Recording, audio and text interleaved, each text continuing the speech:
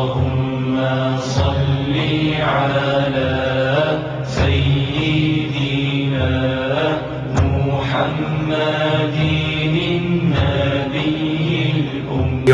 আসসালামু আলাইকুম ওয়া রাহমাতুল্লাহি ওয়া বারাকাতুহু। এনটিভির অনুষ্ঠান জীবন জিজ্ঞাসা আমরা আজকে আউটডোরে যে প্ল্যান করেছিলাম সেটা আমরা শুরু করতে যাচ্ছি এবং বর্মদ জামে মসজিদের মাধ্যমে এই যাত্রা শুরু হলো।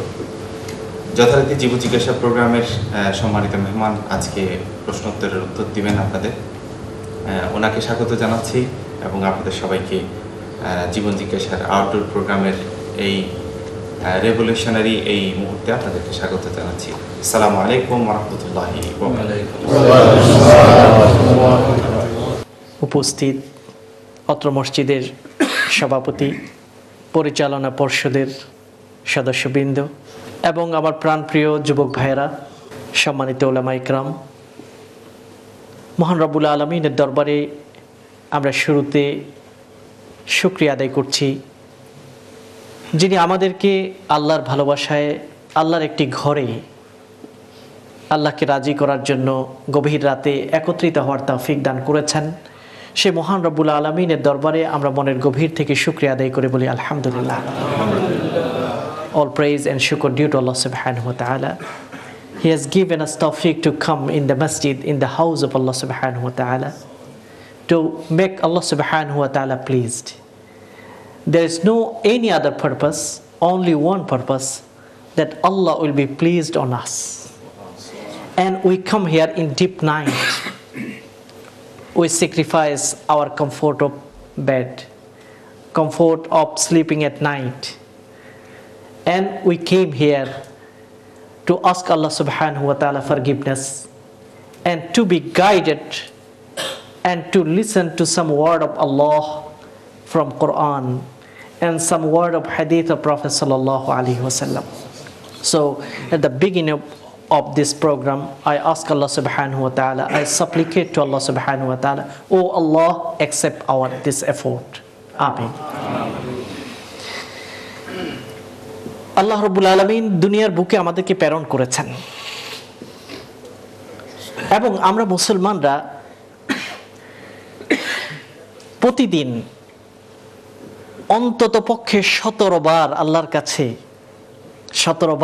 কাছে চাই ইহদিনাস সিরাতাল মুস্তাকিম। সর্বনিম্ন ফরজ নামাজ প্রতিদিন 17 রাকাত আমরা আদায় করি। প্রতিটি রাকাতে আমরা আল্লাহকে এই কথা বলি, ইহদিনাস সিরাতাল মুস্তাকিম, হে আল্লাহ আমাদেরকে সঠিক পথে পরিচালিত করো। আরো 12 রাকাত আমরা সুন্নাহ মুআক্কাদা পড়ি। ওই সুন্নাহ মুআক্কাদার প্রতিটি রাকাতেও আমরা আল্লাহর কাছে বলি ইহদিনাস সিরাতাল মুস্তাকিম। যত নফল নামাজ এর উপরে আমরা পড়ি, প্রতিটি রাকাতে আমরা আল্লাহর কাছে চাই, হে আল্লাহ আমাদেরকে সঠিক পথ দেখাও, যেই পথ পুরস্কারের পথ, আনআমতা আলাইহিম, যেই পথে চললে তুমি আমাদের উপর রাগ করবে না, আমরা পথভ্রষ্ট হব না, এমন পথে আমাদেরকে পরিচালিত করো। সারা পৃথিবীতে অন্য কোনো জাতি এতবার আল্লাহর কাছে গাইডেন্স চায় না। আমরা এটা বলি না হে আল্লাহ আমাদেরকে ইসলামের পথে চালাও, আমরা বলি সঠিক পথ আমরা আমাদের স্রষ্টার কাছে চাই। আর কোন জাতি তাদের ধর্মীয় কোনো আচার অনুষ্ঠানে এতবার প্রতিদিন সঠিক পথে চলার প্রার্থনা তারা করে না। এটা unique. This is one of the unique point in Islam. Every day we ask Allah subhanahu wa ta'ala, oh Allah, ihdinas siratal mustaqim. Show us, guide us to the true path, a straight path, the path of the rewarding. So this is only unique in Islam and Muslim, because no other faith, they are not supplicating in many times to Allah, oh Allah, show us the true path. Oh Allah, guide us. At least as a Muslim, Allah subhanahu wa ta'ala made it obligatory on us to pray 17 rakat in a day, from Fajr to night, Fajr morning to night, Fajr Salah 2 rakat, Zuhur 4 rakat, Asr 4, Maghrib 3, Isha 4. And top of that, we pray 12 rakat as a sunnah muakkada. Prophet sallallahu alaihi wasallam emphasized to pray this extra salah. Because first thing, Allah subhanahu wa ta'ala will judge our prayer from all other amal. If there is any shortcoming, any mistake, Allah subhanahu wa ta'ala will order His angels, look at my servants, nafal and extra prayer. If we have many prayers like a sunnah, nafal, then Allah will fill all the gaps. Allah will correct and rectify our shortcomings. So many times we ask Allah subhanahu wa ta'ala guidance, being on the true path. আল্লাহর কাছে এতবার আমরা চাই সঠিক পথ কোনটি? সঠিক পথ যেই পথ আমি আল্লাহকে চিনি, আমার স্রষ্টাকে আমি চিনি, আমার রবের সাথে আমি কানেক্টেড থাকি। ওই ব্যক্তির চেয়ে দুর্ভাগা আর কেউ হতে পারে না যে তার স্রষ্টাকে চিনে না। বিপদে পড়লে ডাকার কেউ নেই যার, তার চেয়ে দুর্ভাগা আর কে হতে পারে? We are very rich because we are very connected with our Creator. Whenever we face any problem, we can call our Rabb, and Rabb is ready to help. Amma yujibul muttarra idha da'ahu wa yakshifu su'. So guidance and hidayah in hand of Allah subhanahu wa ta'ala. So we ask Allah subhanahu wa ta'ala guidance always. If you think sometime very close to Prophet sallallahu alaihi wasallam, but they were not guided,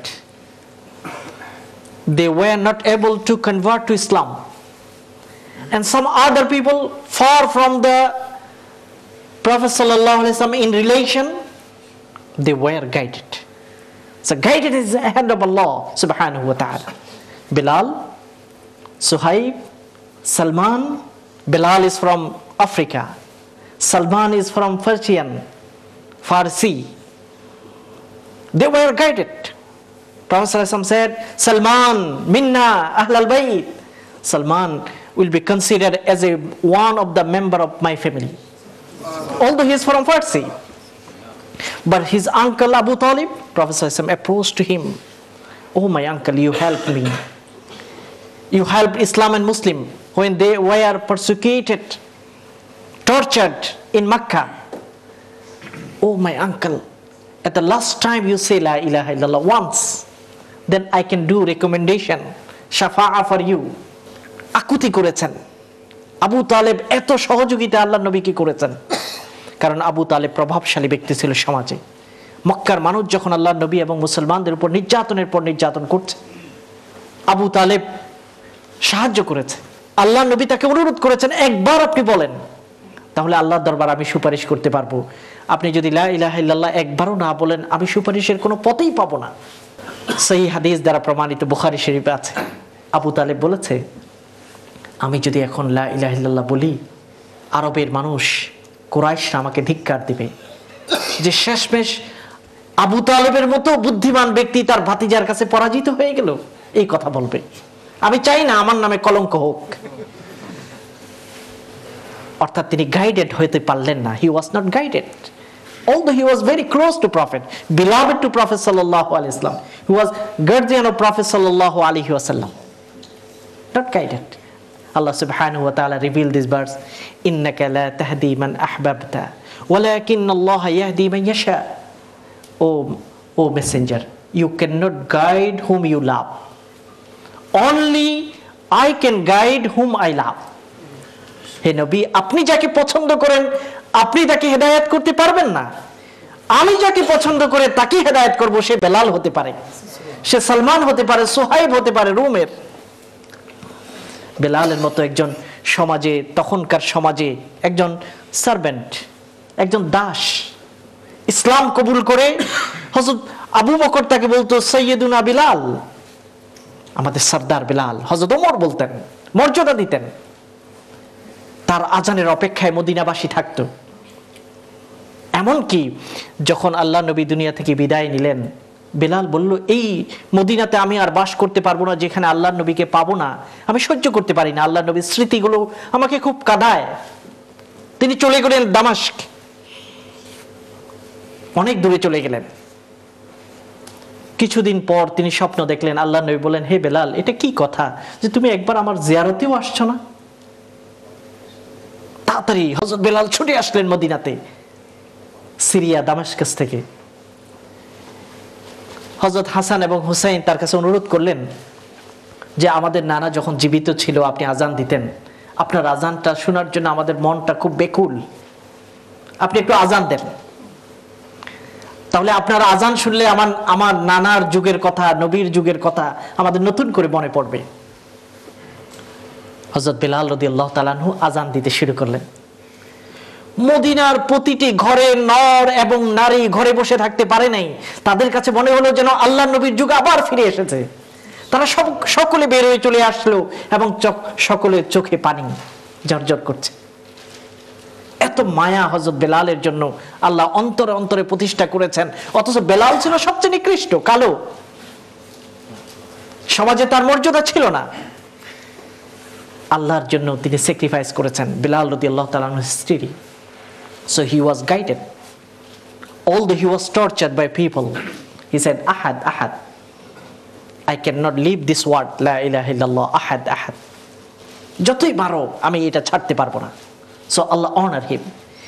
হযরত বেলালের পায়ের আওয়াজ পর্যন্ত আল্লাহ নবী মেরাজে শুনেছেন। বানানো গল্প না, সহিহ হাদিস দ্বারা এটা প্রমাণিত। হযরত বেলালকে জিজ্ঞাসা করলেন, আল্লাহ নবী মেরাজ থেকে ঘুরে এসেছেন। মেরাজের ঘটনা হলো এত গুরুত্বপূর্ণ যে আল্লাহ একটি সূরা নাজিল করেছেন, সূরাতুল ইসরা।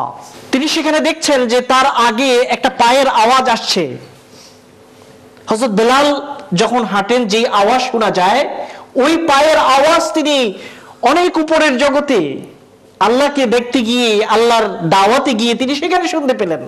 জিজ্ঞাসা করলেন, বেলাল এমন কি কাজ করো যার কারণে তোমার এতই মর্যাদা, পায়ের আওয়াজ উপরের জগতে শোনা যায়? হযরত বেলাল রাদিয়াল্লাহু তাআলা আনহু বললেন, ইয়া রাসূলুল্লাহ, আমি সবসময় ওযু রাখতে চেষ্টা করি।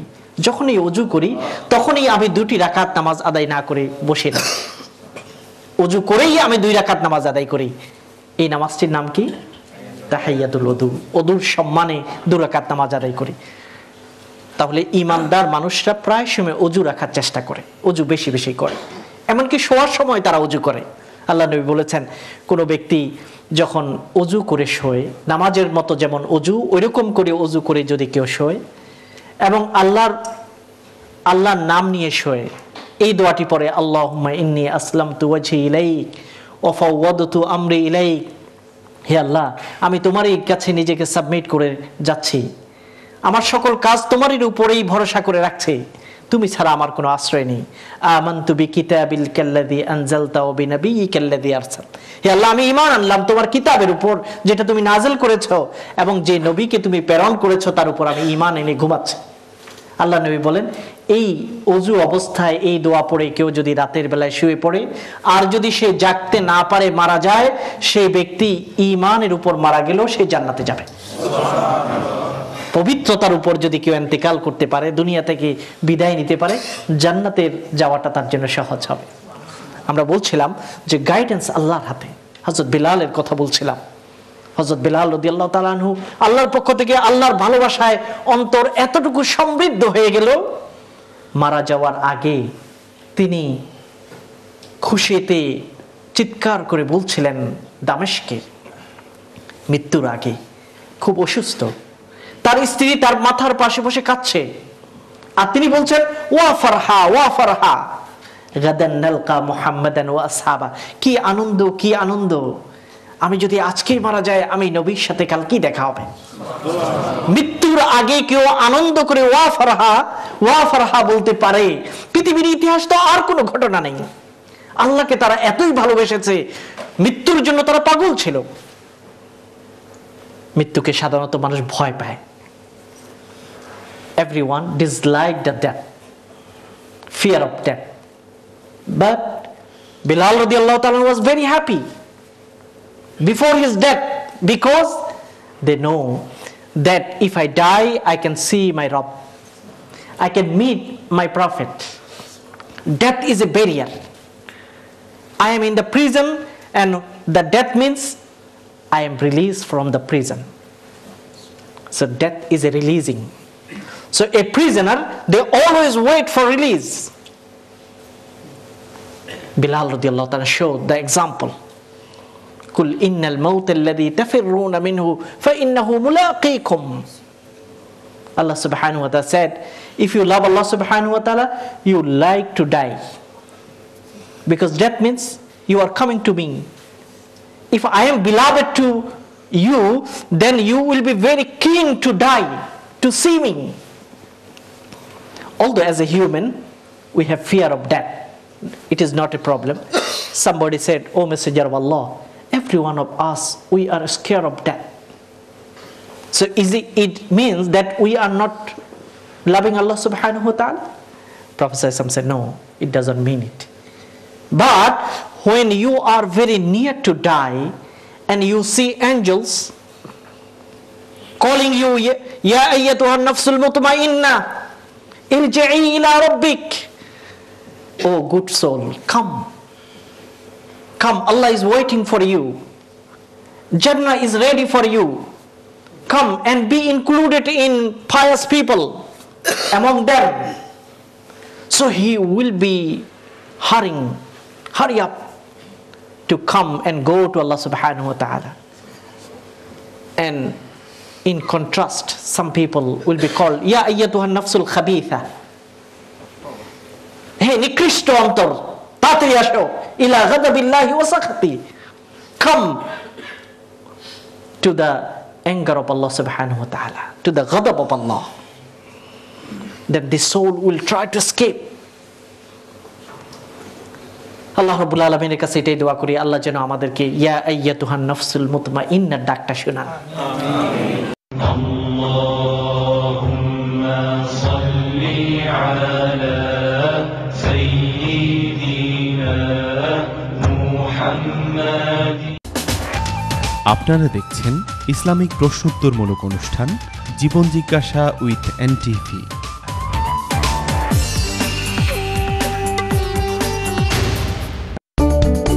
Red Dragon, the new ultimate eating experience. Eat as much as you like from 25 to 30 mouth-watering items. We offer our lunch under £6 and dinner under £8. Children under 140 centimeters can eat at half price. Red Dragon, Halal Chinese Buffet, 86 Myland Road, Stepney, London.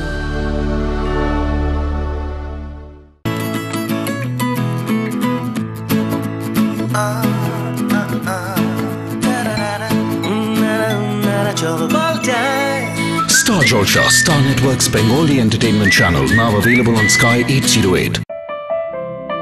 Welcome to Crown Banqueting Hall. With 700 seating capacity, we are the biggest banqueting hall in Birmingham. We have car parking facilities for 200 spaces and our own exclusive wedding decoration. We are one of the biggest wedding suppliers in the UK. Also, we have a fully decorated bridal suite, in-house photography studio, and a wonderful water feature. Asian Wedding Service is our sister concern. For your wedding or any other event, please contact us on বাংলাদেশের তথাকথিত kangaroo tribunal বাতিল এবং নারী নির্যাতন, হত্যা, খুন, গুম ও মানবাধিকার লঙ্ঘনের বিরুদ্ধে ইতালির রাজধানী রোমে বিশাল প্রতিবাদ সমাবেশ। তারিখ 13 জানুয়ারি রবিবার বিকেল 3টায়, স্থান পিয়াজ্জা রেপুবলিকা, রোম, ইতালি। ধর্ষণ, নারী নির্যাতন, পদ্মা সেতু দুর্নীতি, সীমান্ত হত্যা, হলমার্ক, সাগররত্নী বিশ্বজিৎ রফিকুল হত্যার প্রতিবাদে এবং স্কাইপি কেলেঙ্কারি সম্পৃক্ত ক্যাঙ্গারু ট্রাইব্যুনাল বাতিলের দাবিতে দলমত নির্বিশেষে সমবেত হই। আয়োজনে global foundation for human rights, Rome, Italy. Flight কনসেপ্টে বিশ্বের যে কোনো দেশের এয়ার টিকিট পাওয়া যায়। এবার সৌদি এয়ারলাইন্সের বিশেষ অফার, লন্ডন জেদ্দা লন্ডন মাত্র £345। এ সুযোগ সীমিত সময়ের জন্য। আজই যোগাযোগ করুন ফ্লাইট কনসেপ্ট 0207 375 0055।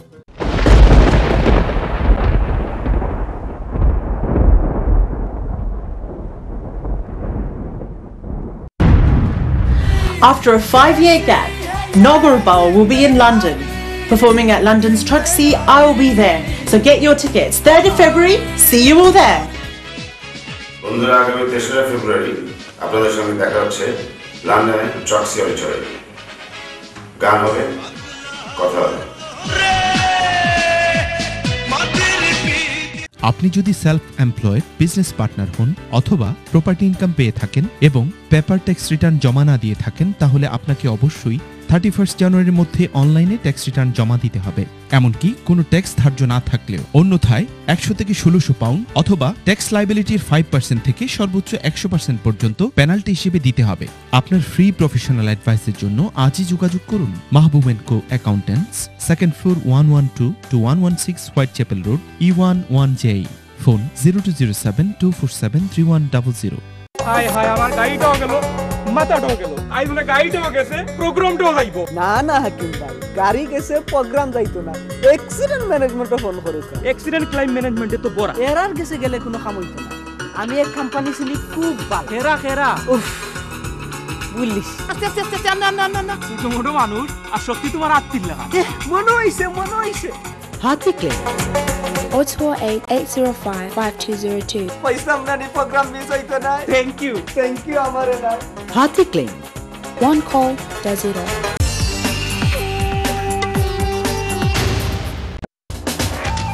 আপনারা দেখছেন ইসলামিক প্রশ্নোত্তরমূলক অনুষ্ঠান জীবন জিজ্ঞাসা with NTV. اللهم صل على سيدنا محمد.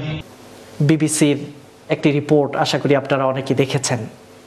There was an academic study in Swansea University. Faith matter. The thesis said, after incident happened 2001, 9/11,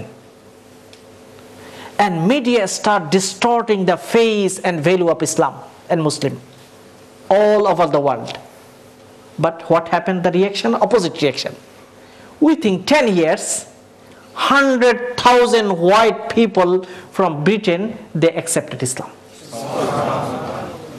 So it is not from Muslim sources, it is from BBC. It is from Swansea University. তারা কিছু Islamic সেন্টারগুলোতে গবেষণা করে এই সংখ্যাটা বের করছে। এই সংখ্যা আরো অনেক গুণ বেশি। Hidayat in hand of Allah subhanahu wa ta'ala. Just I was talking in Juma. After Juma, somebody came to me and said, someone waiting in the office for you to see you. So I came in the office.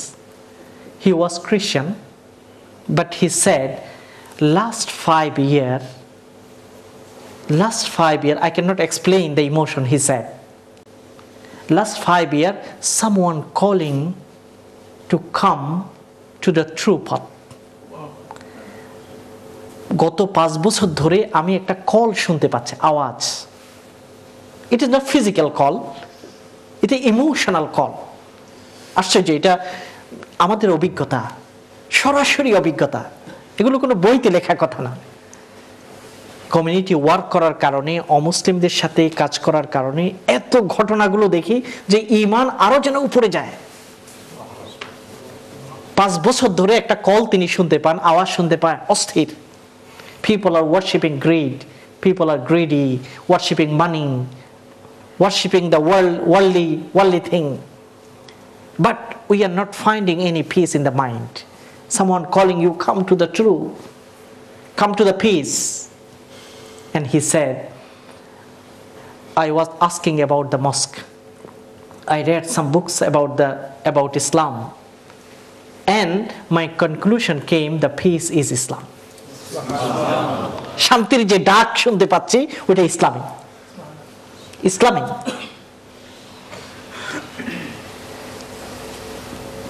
অসংখ্য ঘটনা এটাই প্রমাণ করে যে হেদায়েত আল্লাহর হাতে, শান্তির পানি আমাদের হাতে আছে। Now the question, people are dying without water and we are keeping the water in our hand, not distributing. We are very rude. পানি আমার হাতে আছে, পিপাসায় ছটপট করে হাজার মানুষ মারা যায়, আমি পানি তাদের মধ্যে বিতরণ করছি না। আল্লাহ রাব্বুল আলামিন কি আমাকে ধরবেন না? এই জায়গায় তো আল্লাহ আমাকে শুধু পয়সা কামানোর জন্য পাঠান নাই, জীবনের মানকে উন্নত করার জন্য পাঠান নাই, দ্বীনের একজন রিপ্রেজেন্টেটিভ হিসেবে এই সব জায়গাতে আল্লাহ আমাকে প্রেরণ করেছেন দ্বীন প্রচার করার জন্য। কারণ আল্লাহর ওয়াদা কিয়ামতের আগে এমন পাকা কাঁচা এমন কোনো ঘর থাকবে না যেখানে ইসলামের আওয়াজ পৌঁছবে না। আর ওইটা পৌঁছানোর জন্য আমাদেরকে এনেছেন। So our purpose of coming in this country, non-Muslim country, not only improving their standard of life, earning money, it should not be the purpose, sole purpose. Yes, Allah will give us rizq. Allah will help to improve our standard of life, no problem. But make our purpose to preach Islam, word of Allah, convey the message of peace to everyone. শান্তির বাণী ঘরে ঘরে পৌঁছানো, এটা আমাদের দায়িত্ব। এটা পৌঁছানোর জন্য আল্লাহ আমাদেরকে এনেছেন। এবার ঈদে আমার সাথে একজন প্রিস্ট ঈদ করেছেন, ওনার নাম হলো প্যাট্রিক। সে বলে যে আমি ঈদ করব। উনার জন্ম হলো সাউথ অ্যান্ড অন সি, আমরা যে এরিয়াতে থাকি, তবে উনি এখন ক্যালিফোর্নিয়াতে থাকে, আমেরিকাতে থাকে। আমার কাছে বারবার আসে, বিভিন্ন বিষয়ে আর্গুমেন্ট হয়, ডিবেট হয়। তার দাবি হলো যে তোমরা আল্লাহকে এত ভালোবাসো, গডকে এত ভালোবাসো, এটার কারণে তোমাদেরকে আমরা রেসপেক্ট করি, কিন্তু একটা জিনিস তোমরা মেনে নাও যে Jesus son of Allah, son of God. Just the problem one point. If you accept Jesus is son of God, then everything finish. You are so loving to Allah subhanahu wa ta'ala, God, according to their word. তোমরা আল্লাহকে এত ভালোবাসো, এত ইবাদত তার করো, কিন্তু আল্লাহ যে তার ছেলেটাকে পাঠাইলো, ওই ছেলেটাকে তোমরা মানো না, এটা তো হয় না। This is the problem. আমি তার সাথে অনেক ডিবেট করলাম। আমি বললাম যে আমরা তো এক আল্লাহকে বিশ্বাস করি। সে বলল আমরা তো একটা আল্লাহকে বিশ্বাস করি, একজন।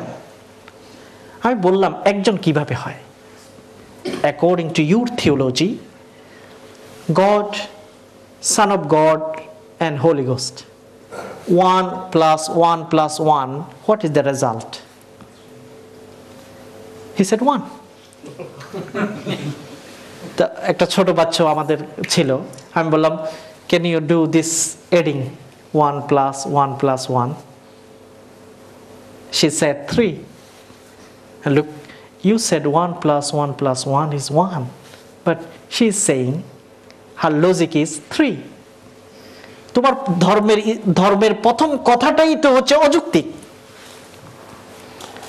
সে এটার আর কোনো উত্তর দিল না, চলে গেল। কিছুদিন পরে আবার ক্যালিফোর্নিয়া থেকে সাউথ এন্ড বেড়াতে আসছে তার মাকে দেখার জন্য।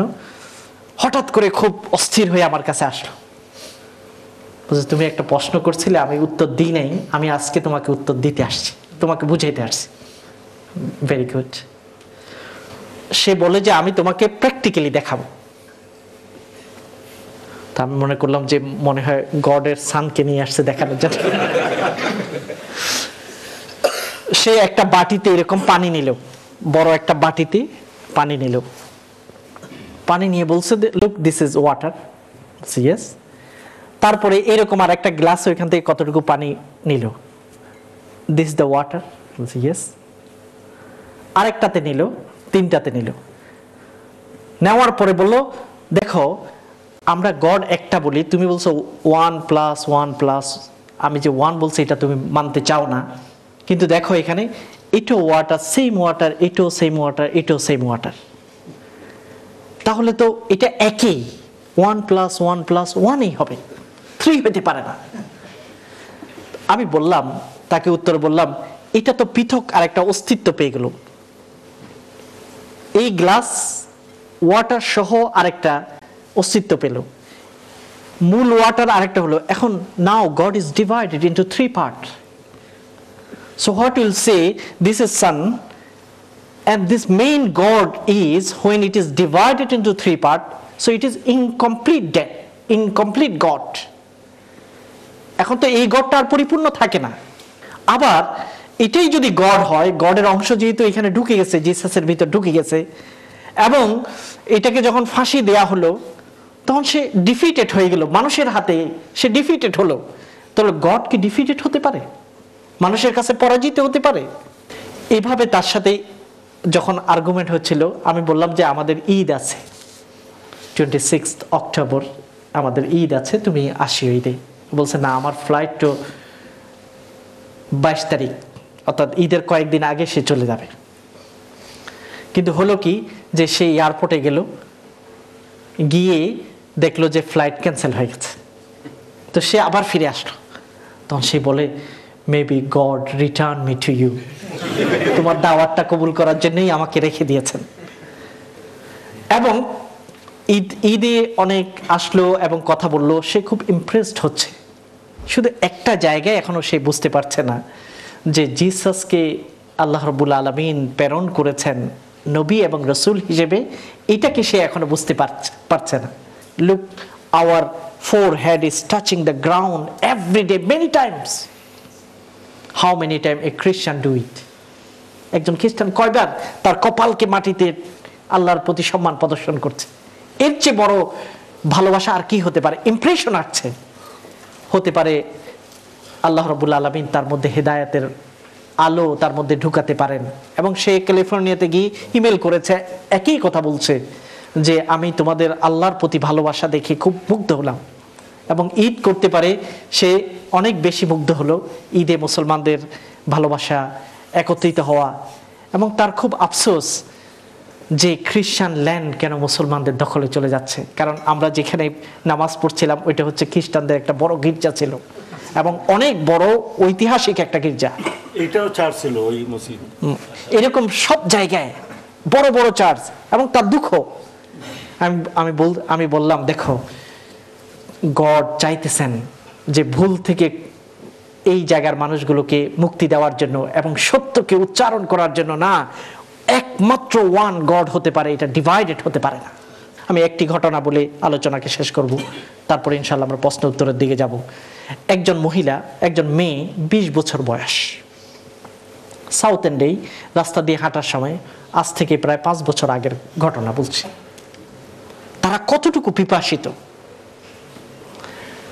এই দেশে না আসলে ইসলামের সত্যতা, ইসলাম যে কত বড় নিয়ামত আমরা দখল করে আসছি, এটা বুঝে আসতো না। মেয়েটি রাস্তা দিয়ে হাঁটার সময় দেখে বলল যে, তুমি কি মুসলিম? আমি বললাম হ্যাঁ। সে বলল যে, আমি ইসলাম সম্পর্কে অনেকগুলো পড়লাম, আমি আরেকটু পড়তে চাই, তুমি কি আমাকে ভালো কয়েকটা বই দিতে পারো? আমি খুব খুশি হলাম। আমি তার অ্যাড্রেস রাখলাম। লন্ডনে গিয়ে তার জন্য 2টি বই কিনে তার বাসায় পাঠিয়ে দিলাম। বড় বই। আমি চিন্তা করলাম এই বইগুলো সে পড়ে শেষ করতে নিশ্চয়ই মাসখানিক লাগবে। মাত্র 2 দিন পরে সে মসজিদে আসলো, আমাকে পায়নি, কিন্তু লেটার বক্সে একটা চিঠি রেখে গেল। সে বলল যে, আমি অত্যন্ত কৃতজ্ঞ তোমার কাছে, তুমি 2টি বই আমাকে উপহার দিয়েছো, আমি 2 রাত্রে পড়ে শেষ করে ফেলেছি, এবং আমি আরো বেশি কনভিন্সড হলাম যে ইসলাম এটা সত্য ধর্ম। আমাকে একটি অ্যাপয়েন্টমেন্ট দাও, আমাকে মুসলমান হওয়ার জন্য সুযোগ দাও। সুবহানাল্লাহ। এই বই আমাদের পড়তে অনেক সময় লাগতো, কিন্তু তারা পিপাসিত। একজন মানুষ যখন খুব থার্স্টি হয়, তাকে যদি আপনি 1 জগ পানি দেন, সে ডকডক করে পানি পান করে ফেলবে, মুহূর্তে শেষ। আর যার পিপাসা নাই, তাকে আধা গ্লাস পানি দিলেও সে শেষ করতে অনেক সময় লাগবে। তারা এত পিপাসিত, 2 রাতে বড় 2টি বই পড়ে শেষ করেছে। এবং আশ্চর্য, সে মুসলমান হওয়ার পরে বুখারী শরীফের সবগুলো ভলিউম সে কিনেছে, বুখারী শরীফ। এবং হাদিসগুলো পড়তে পড়তে যত জায়গায় প্রশ্ন হয় ইমেল করে। সে ইমেল করছে যে, আমি পড়লাম যে যেই ঘরে ছবি রাখা হয় অথবা কুকুর থাকে, ওই ঘরে রহমতের ফেরেশতা আসে না।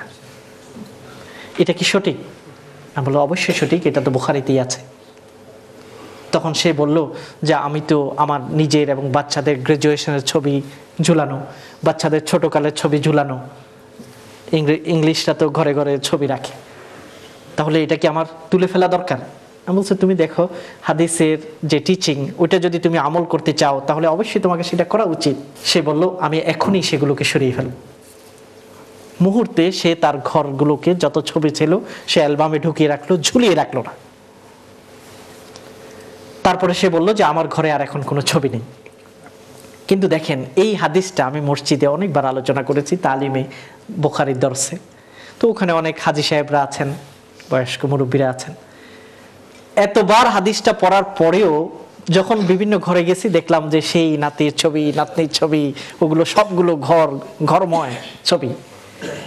একজন নতুন মুসলমান তার ঈমানের যে শক্তি, হাদিসটা শোনার সাথে সাথে সে আরো জানতে চাইলো, এবং শুধু জানতেই চাইনি, তার ঘরকে ছবি মুক্ত করে ফেললো যে রহমতের ফেরেশতা আমার ঘরে আসবে না, এই ভয়ে।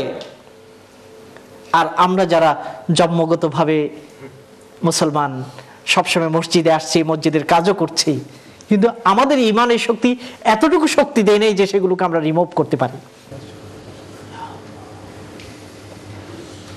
আল্লাহ রাব্বুল আলামিন আমাদের মাধ্যমে যেন দ্বীনের আলোকে ছড়ান, আমাদের কথা, কাজ, জীবন যেন এত সুন্দর হয় যেন সেটাকে দেখে সবাই ইসলামের দিকে আসে। আল্লাহ রাব্বুল আলামিন ইসলামের পরিপূর্ণ জীবন বিধানগুলোকে মেনে চলার তৌফিক যেন আমাদের দান করেন। আমরা এখন রাত 3টা হয়ে গেছে, কিছুক্ষণ ইনশাআল্লাহ প্রশ্ন উত্তর আমরা করবো। মাহমুদ ভাই তার পদ্ধতিটা একটু বলবেন, তারপরে ইনশাআল্লাহ আশা করি আপনারা প্রশ্ন ইতিমধ্যে অনেকে ঠিক করে ফেলেছেন, ওই প্রশ্নগুলো ইনশাআল্লাহ আপনার সেটা ইনশাআল্লাহ করবেন। আমরা কি দেখে নিতে পারি কয়জন ভাই প্রশ্ন করতে পারেন? আসসালামু আলাইকুম, আমার নাম শামসুর রহমান, আমি বনমাল থেকে। আমার 3টা প্রশ্ন আছে। প্রথম প্রশ্ন হইল, আত্মায়াতু পড়ার সময় শাহাদাত আঙ্গুলি কতবার নাড়ানো প্রয়োজন এবং কিভাবে করতে হবে? আর দ্বিতীয় প্রশ্ন হলো, একামতের সময় একামতের নিয়মটা কি? একামত দেওয়া একবার দেওয়া কি 2বার দেওয়া? কাতকামতের সালাহ কয়বার বলা, এটার একটু বলবেন। আরেকটা হলো, এটা আমার জানার খুবই প্রয়োজন যে মসজিদে জামাতের সহিত নামাজ আদায় করা লোকালিটি মানুষের কতটুকু কর্তব্য মসজিদে এসে নামাজ জামাতে আদায় করা? এবং আরেকটা প্রশ্ন, কাইন্ডলি 4 নম্বর প্রশ্ন, জামাতের সহিত মসজিদে ফজরের নামাজ আদায় করা কতটুকু গুরুত্ব? পুরো 4টি প্রশ্ন আল্লাহ যদি আমাকে মনে রাখার তৌফিক দেন তাহলে উত্তরগুলো দেব, কারণ উনি বিশাল এক পরীক্ষার প্রশ্নপত্রের মতোই হাতে ধরিয়ে দিয়েছেন। জিসিএসসি পরীক্ষা দিচ্ছি এখন। প্রথম নম্বর প্রশ্ন হলো, আত্তাহিয়াতু পড়ার সময় শাহাদাত আঙ্গুলি কতবার নাড়ানো প্রয়োজন? আত্তাহিয়াতু পড়ার সময় আঙ্গুলকে এইভাবে তোলা, এটা 2 ভাবে করা যায়। এইভাবে এই আঙ্গুলকে সার্কেল করে এটাকে সোজা করা, এটা, অথবা এই আঙ্গুল তার জায়গায় থাকবে এইভাবে করা। এখানে বিভিন্ন পদ্ধতি আছে, বিভিন্ন মাযহাব দ্বারা এটা প্রমাণিত আছে। যে একটা হলো যে আশহাদু আল্লা ইলাহা ইল্লাল্লাহ বলার সময় তোলা এবং এরপরে সেটাকে নামিয়ে ফেলা, এটা হানাফি মাযহাব অনুযায়ী করার নিয়ম। আরেকটা হলো ইমাম আহমদ রহমতুল্লাহ আলাইহি এবং অন্যান্য মাযহাবের মধ্যে আছে যে আল্লাহ নবীর একটি হাদিস থেকে তারা প্রমাণ দেয়, ইউহাররিকু আসাবিআহু, তার আঙ্গুলিকে নাড়ানো, আঙ্গুলিকে নাড়ানোর কথা হাদিস আছে। কতবার সেটা বর্ণিত নেই, আঙ্গুলকে নাড়ানো। এই জন্য আপনারা দেখবেন অনেকেই এরকম আঙ্গুলকে নাড়ায়, এটাও সুন্নাহ এবং হাদিস দ্বারা এটা প্রমাণিত আছে।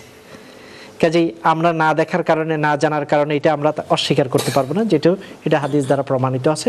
তবে নির্দিষ্ট সংখ্যক নেই এবং অতি তাড়াতাড়ি করার কথা বর্ণিত নেই, নাড়ানোর কথা আছে, তবে অতি তাড়াতাড়ি খুব বেশি এরকম করার কথা হাদিসে নেই, এটা সুন্নাহ পরিপন্থী, নাড়ানোর কথা আছে। এবং আঙ্গুল তোলাটা মুস্তাহাব, এর মাধ্যমে এটা আল্লাহর একত্ববাদের সাক্ষী দেওয়া হয়, এই জন্য আমরা এই সুন্নাহ অনুযায়ী আমল করতে পারি। দ্বিতীয় প্রশ্ন আপনি করেছেন, একামতের সঠিক নিয়ম কি? একামত দেওয়ার সময় কি 2বার করে পড়া হবে না 1বার পড়া হবে? এখানেও 2টি পদ্ধতি আছে, 2টি হাদিস থেকে গ্রহণ করা হয়েছে। আল্লাহু আকবার, আল্লাহু আকবার, আশহাদু আল্লা ইলাহা ইল্লাল্লাহ, আশহাদু আন্না মুহাম্মাদার রাসূলুল্লাহ, হাইয়া আলাস সালাহ, হাইয়া আলাল ফালাহ, কদ কামাতিস সালাহ, কদ কামাতিস সালাহ, আল্লাহু আকবার, আল্লাহু আকবার, লা ইলাহা ইল্লাল্লাহ। একটি পদ্ধতি। এখানে অধিকাংশ ওয়ার্ডগুলোকে 1বার করে পড়লাম। এটা অনুযায়ী বিভিন্ন উলামায়ে কেরাম আমল করেন, বিভিন্ন ইমামগণ আমল করেন। এই জন্য আপনি দেখবেন অনেক জায়গায়, বিশেষত আরবে, এভাবেই একামত দেওয়া হয়। দ্বিতীয় আরেকটি পদ্ধতি হলো যে ডাবল করে আজানের মতোই, আল্লাহু আকবার, আল্লাহু আকবার, আল্লাহু আকবার, আল্লাহু আকবার, আশহাদু আল্লা ইলাহা ইল্লাল্লাহ, আশহাদু আল্লা ইলাহা ইল্লাল্লাহ, 2বার করে দেওয়া। তো এটার পক্ষেও হাদিস আছে। কাজে 2টা সুন্নাহ অনুযায়ী 2টাতেই শুদ্ধতা আছে, এতে কোনো সাংঘর্ষিকতা নেই। তৃতীয় প্রশ্ন আপনি করেছেন, মসজিদে জামাতের সাথে লোকাল ব্যক্তিদের নামাজ করার গুরুত্ব কি? সংক্ষেপে অনেক অনেক হাদিস আছে জামাতে নামাজ আদায় করা মসজিদে। একটি হাদিস হলো প্রসিদ্ধ হাদিস, লা সালাতা লিজারিল মসজিদ ইল্লা ফিল মসজিদ। মসজিদের প্রতিবেশী যারা মসজিদে ইচ্ছা করলে আসতে পারে, তাদের নামাজ হবে না যদি না তারা নামাজ আদায় মসজিদে না করেন। নামাজ হবে না অর্থ হলো হয়তো ঘরে নামাজ আদায় করলে ফরজটা আদায় হয়ে গেল, কিন্তু পরিপূর্ণ নামাজের যে সওয়াবগুলো পাওয়া দরকার সেটা থেকে তিনি বঞ্চিত হবেন। আর তাছাড়া ইসলাম হলো মসজিদ কেন্দ্রিক দিন। সাহাবায়ে কেরাম যতই কষ্টের মধ্যে থাকতেন তারা মসজিদে আসতেন। আমরা জানি যে আল্লাহর নবী যখন ঘরে ছিলেন অসুস্থ অবস্থায় জীবনের শেষ সময়, তখন তিনি হাঁটতে পারতেন না, তখন তিনি কি করেছিলেন? দুজনের কাঁধে ভর করে তিনি মসজিদে জামাতে এসেছেন। ফজরের ব্যাপারে খুব বেশি গুরুত্ব দিয়েছেন। সূরাতুল ফজর একটি সূরার নামই আল্লাহ করেছেন। ফজরের সময় এত বরকতপূর্ণ, আল্লাহ সেই নামে কসম করেছেন, ওয়াল ফাজরি, ফজরের কসম। এবং সকালবেলায় এত বরকতপূর্ণ, আল্লাহ তাআলা সুবহ, সকাল এবং প্রভাতের কসম করেছেন। সূরা ফালাকের কথা দেখুন, ফালাক মানে হচ্ছে প্রভাত।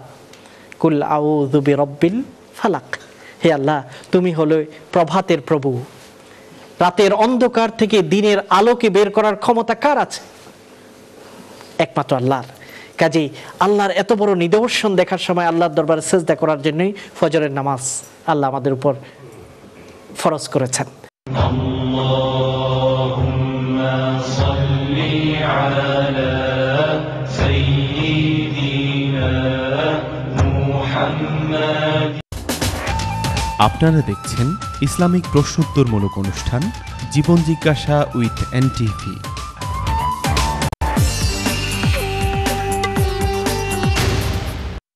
MRA গ্লোবাল কার্গো এই প্রথম নিয়ে এলো ব্যতিক্রমী এক সেবা। ইউকের মতোই সমগ্র ইউরোপের যে কোনো জায়গা থেকে আমরা আপনার মালপত্র কালেক্ট করে বাংলাদেশের সর্বত্র ডোর টু ডোর ডেলিভারি দিয়ে থাকি। ইউরোপ জুড়ে এজেন্ট নিয়োগ চলছে। আপনার এজেন্সির জন্য আজই যোগাযোগ করুন। মাহি লন্ডনে মেগা সেল এখন 15 জানুয়ারি পর্যন্ত। এই সুযোগ থাকছে মাহি লন্ডনের প্রতিটি শাখায়। মাহি লন্ডন, নতুন বছরে চাই নতুন পোশাক। প্রবাসী পল্লী শাহ আমানত নগরীতে 8 কাঠা জমি মাত্র 10 লক্ষ টাকায়। এককালীন বিনিয়োগে 5 কাঠা জমি মাত্র 1,25,000 টাকায়। মূল্য পরিশোধের সাথে সাথে রেজিস্ট্রেশনের সুব্যবস্থা। পূর্বাচল শাহ আমানত নগরী প্রবাসী পল্লী গ্রুপের একটি প্রকল্প। স্বপ্ন ক্যাশ এন্ড ক্যারি, যে কোনো ড্রাই ফ্রুট পাচ্ছেন একটি কিনলে একটি ফ্রি। রাজধানী শহর ঢাকা এবং আধ্যাত্মিক শহর সিলেট জয় করে স্বপ্ন এখন আপনার শহর লন্ডনে। স্বপ্ন cash and carry, 44 to 48 Broad Love Lane, E1W 3DW. 21 years of successful business journey, Emma Printers is now much bigger, up to date with upcoming graphic designs, colors, papers and printing quality. From desktop to finished product, everything we do is in-house. Therefore, we offer competitive price and guarantee door-to-door service anywhere in UK. Bulk menu printing, 50,000 from £649, 5,000 flyers from £95. Emma Printers, Unit 4, 24 Thames Road, Barking, IG11 OHZ. Phone 0208 507 3000. Kingdom housing limited রাজধানীতে নিজের একটি বাড়ি নির্মাণে দেশের দক্ষিণাঞ্চলের মানুষের স্বপ্নের একটি প্রকল্প। ঢাকা থেকে মাত্র 10 মিনিটের দূরত্বে ধলেশ্বরী নদীর কোল ঘেঁষে দক্ষিণ কেরানীগঞ্জে অত্যন্ত পরিকল্পিতভাবে গড়ে উঠেছে দেশের অন্যতম আধুনিক হাউজিং প্রকল্প কিংডম সিটি। প্রকল্পটি 3 দিক থেকে পানিবেষ্টিত প্রায় 1500 প্লটের বিলাসবহুল আকর্ষণীয় ভিলা নির্মাণ ব্যবস্থা সহ রয়েছে রিভার ভিউ টাওয়ার, কেন্দ্রীয় মসজিদ, গির্জা, মন্দির, গ্রিন প্যাচ, খেলার মাঠ, স্বাস্থ্যকেন্দ্র, হাসপাতাল, lake, shopping mall, school, college, বিশ্ববিদ্যালয়, ব্যাংক এবং কমিউনিটি সেন্টার। সর্বোপরি কিংডম সিটি একটি স্বয়ংসম্পূর্ণ অত্যাধুনিক আবাসস্থল। কিংডম গ্রুপ, স্বপ্ন বাস্তবায়নে আপনার বিশ্বস্ত অংশীদার। Butterfly fashion, jewellery and accessories এখন আপনাদের পাশে শ্যাডওয়েলের ওয়াটনি মার্কেটে। তরুণীদের সব ধরনের অ্যাক্সেসরিজ যেমন fashion jewellery, cosmetics, trinkets, hair accessories, leather goods, perfume এবং গিফট পাবেন এখানে। সময়ের সাথে তাল মিলিয়ে আপনার প্রতিদিনের ফ্যাশনকে আরো প্রাণবন্ত করে তুলতে আজই আসুন বাটারফ্লাইয়ে। 22 Watney Market, Shadwell, London E1 2PP. Millions of UK households are struggling to pay bills or are sinking further into debt. The outstanding personal debt in the UK is more than £1.4 trillion. The Office for Budget Responsibility predicts that total household debt will reach £2 trillion by 2017. UK banks and building societies write off in excess of £5 billion of loans. As a consumer, you could be eligible for government legislation that allows you to write off debt you can't afford to pay. So if you are struggling with debt and need professional help and advice, contact Victor Stone. Victor Stone Financial Management. Call us on 0845 050 4541 and you could free yourself from debt.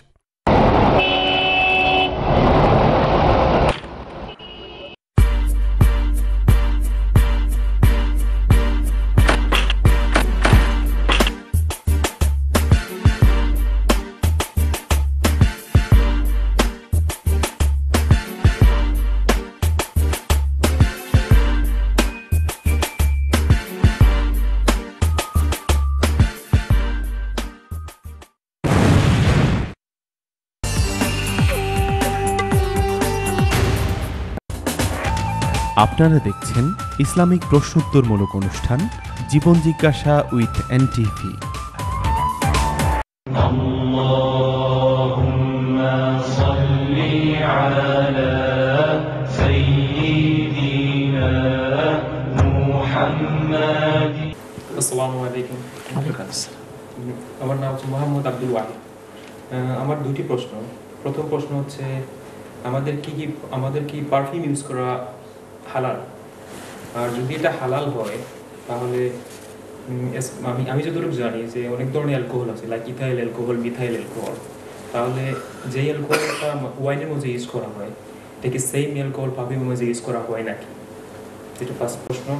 R second প্রশ্ন হচ্ছে আমাদের দেশে like আমরাও করছি আর কি অনেক সময় যে শবে বরাত পালন করা, আর এটা আমি যতটুকু জানি ইদানিং অনেক স্কলাররা এটা against it and they are showing lots of documents as well, hadith. প্রথম প্রশ্নটি হলো পারফিউম সম্পর্কে। ইসলামে সুঘ্রাণ ব্যবহার করা এটা সুন্নাহ। আল্লাহ নবী ঈদের নামাজে আসার সময়, জুমাতে আসার সময়, মসজিদে আসার সময় সুঘ্রাণ ব্যবহার করার জন্য, আতর ইত্যাদি ব্যবহার করার জন্য উদ্বুদ্ধ করেছেন। এখন প্রশ্ন হলো আমরা যে সেন্ট পারফিউম ইউজ করি সেখানে অ্যালকোহল থাকে, এটা ব্যবহার করা যাবে কি না? এর উত্তর হলো যে পারফিউমে যে অ্যালকোহলগুলো ব্যবহার করা হয়, অ্যালকোহল শব্দটা আসলে অ্যালকোহল বলতে শুধু মদকে বোঝানো হয় না। অ্যালকোহল হচ্ছে বিরাট ধরনের একটা পরিবার, তার অনেক সদস্য আছে। সবগুলো সদস্য হারাম বা নাপাক নয়।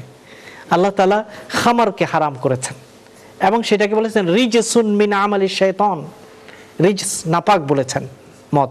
অ্যালকোহল যেগুলো বিভিন্ন পারফিউম ইত্যাদিতে ব্যবহার করা হয় সাধারণত ওই অ্যালকোহলগুলো হচ্ছে কেমিক্যাল অ্যালকোহল, এটা ড্রিঙ্কিং অ্যালকোহল না।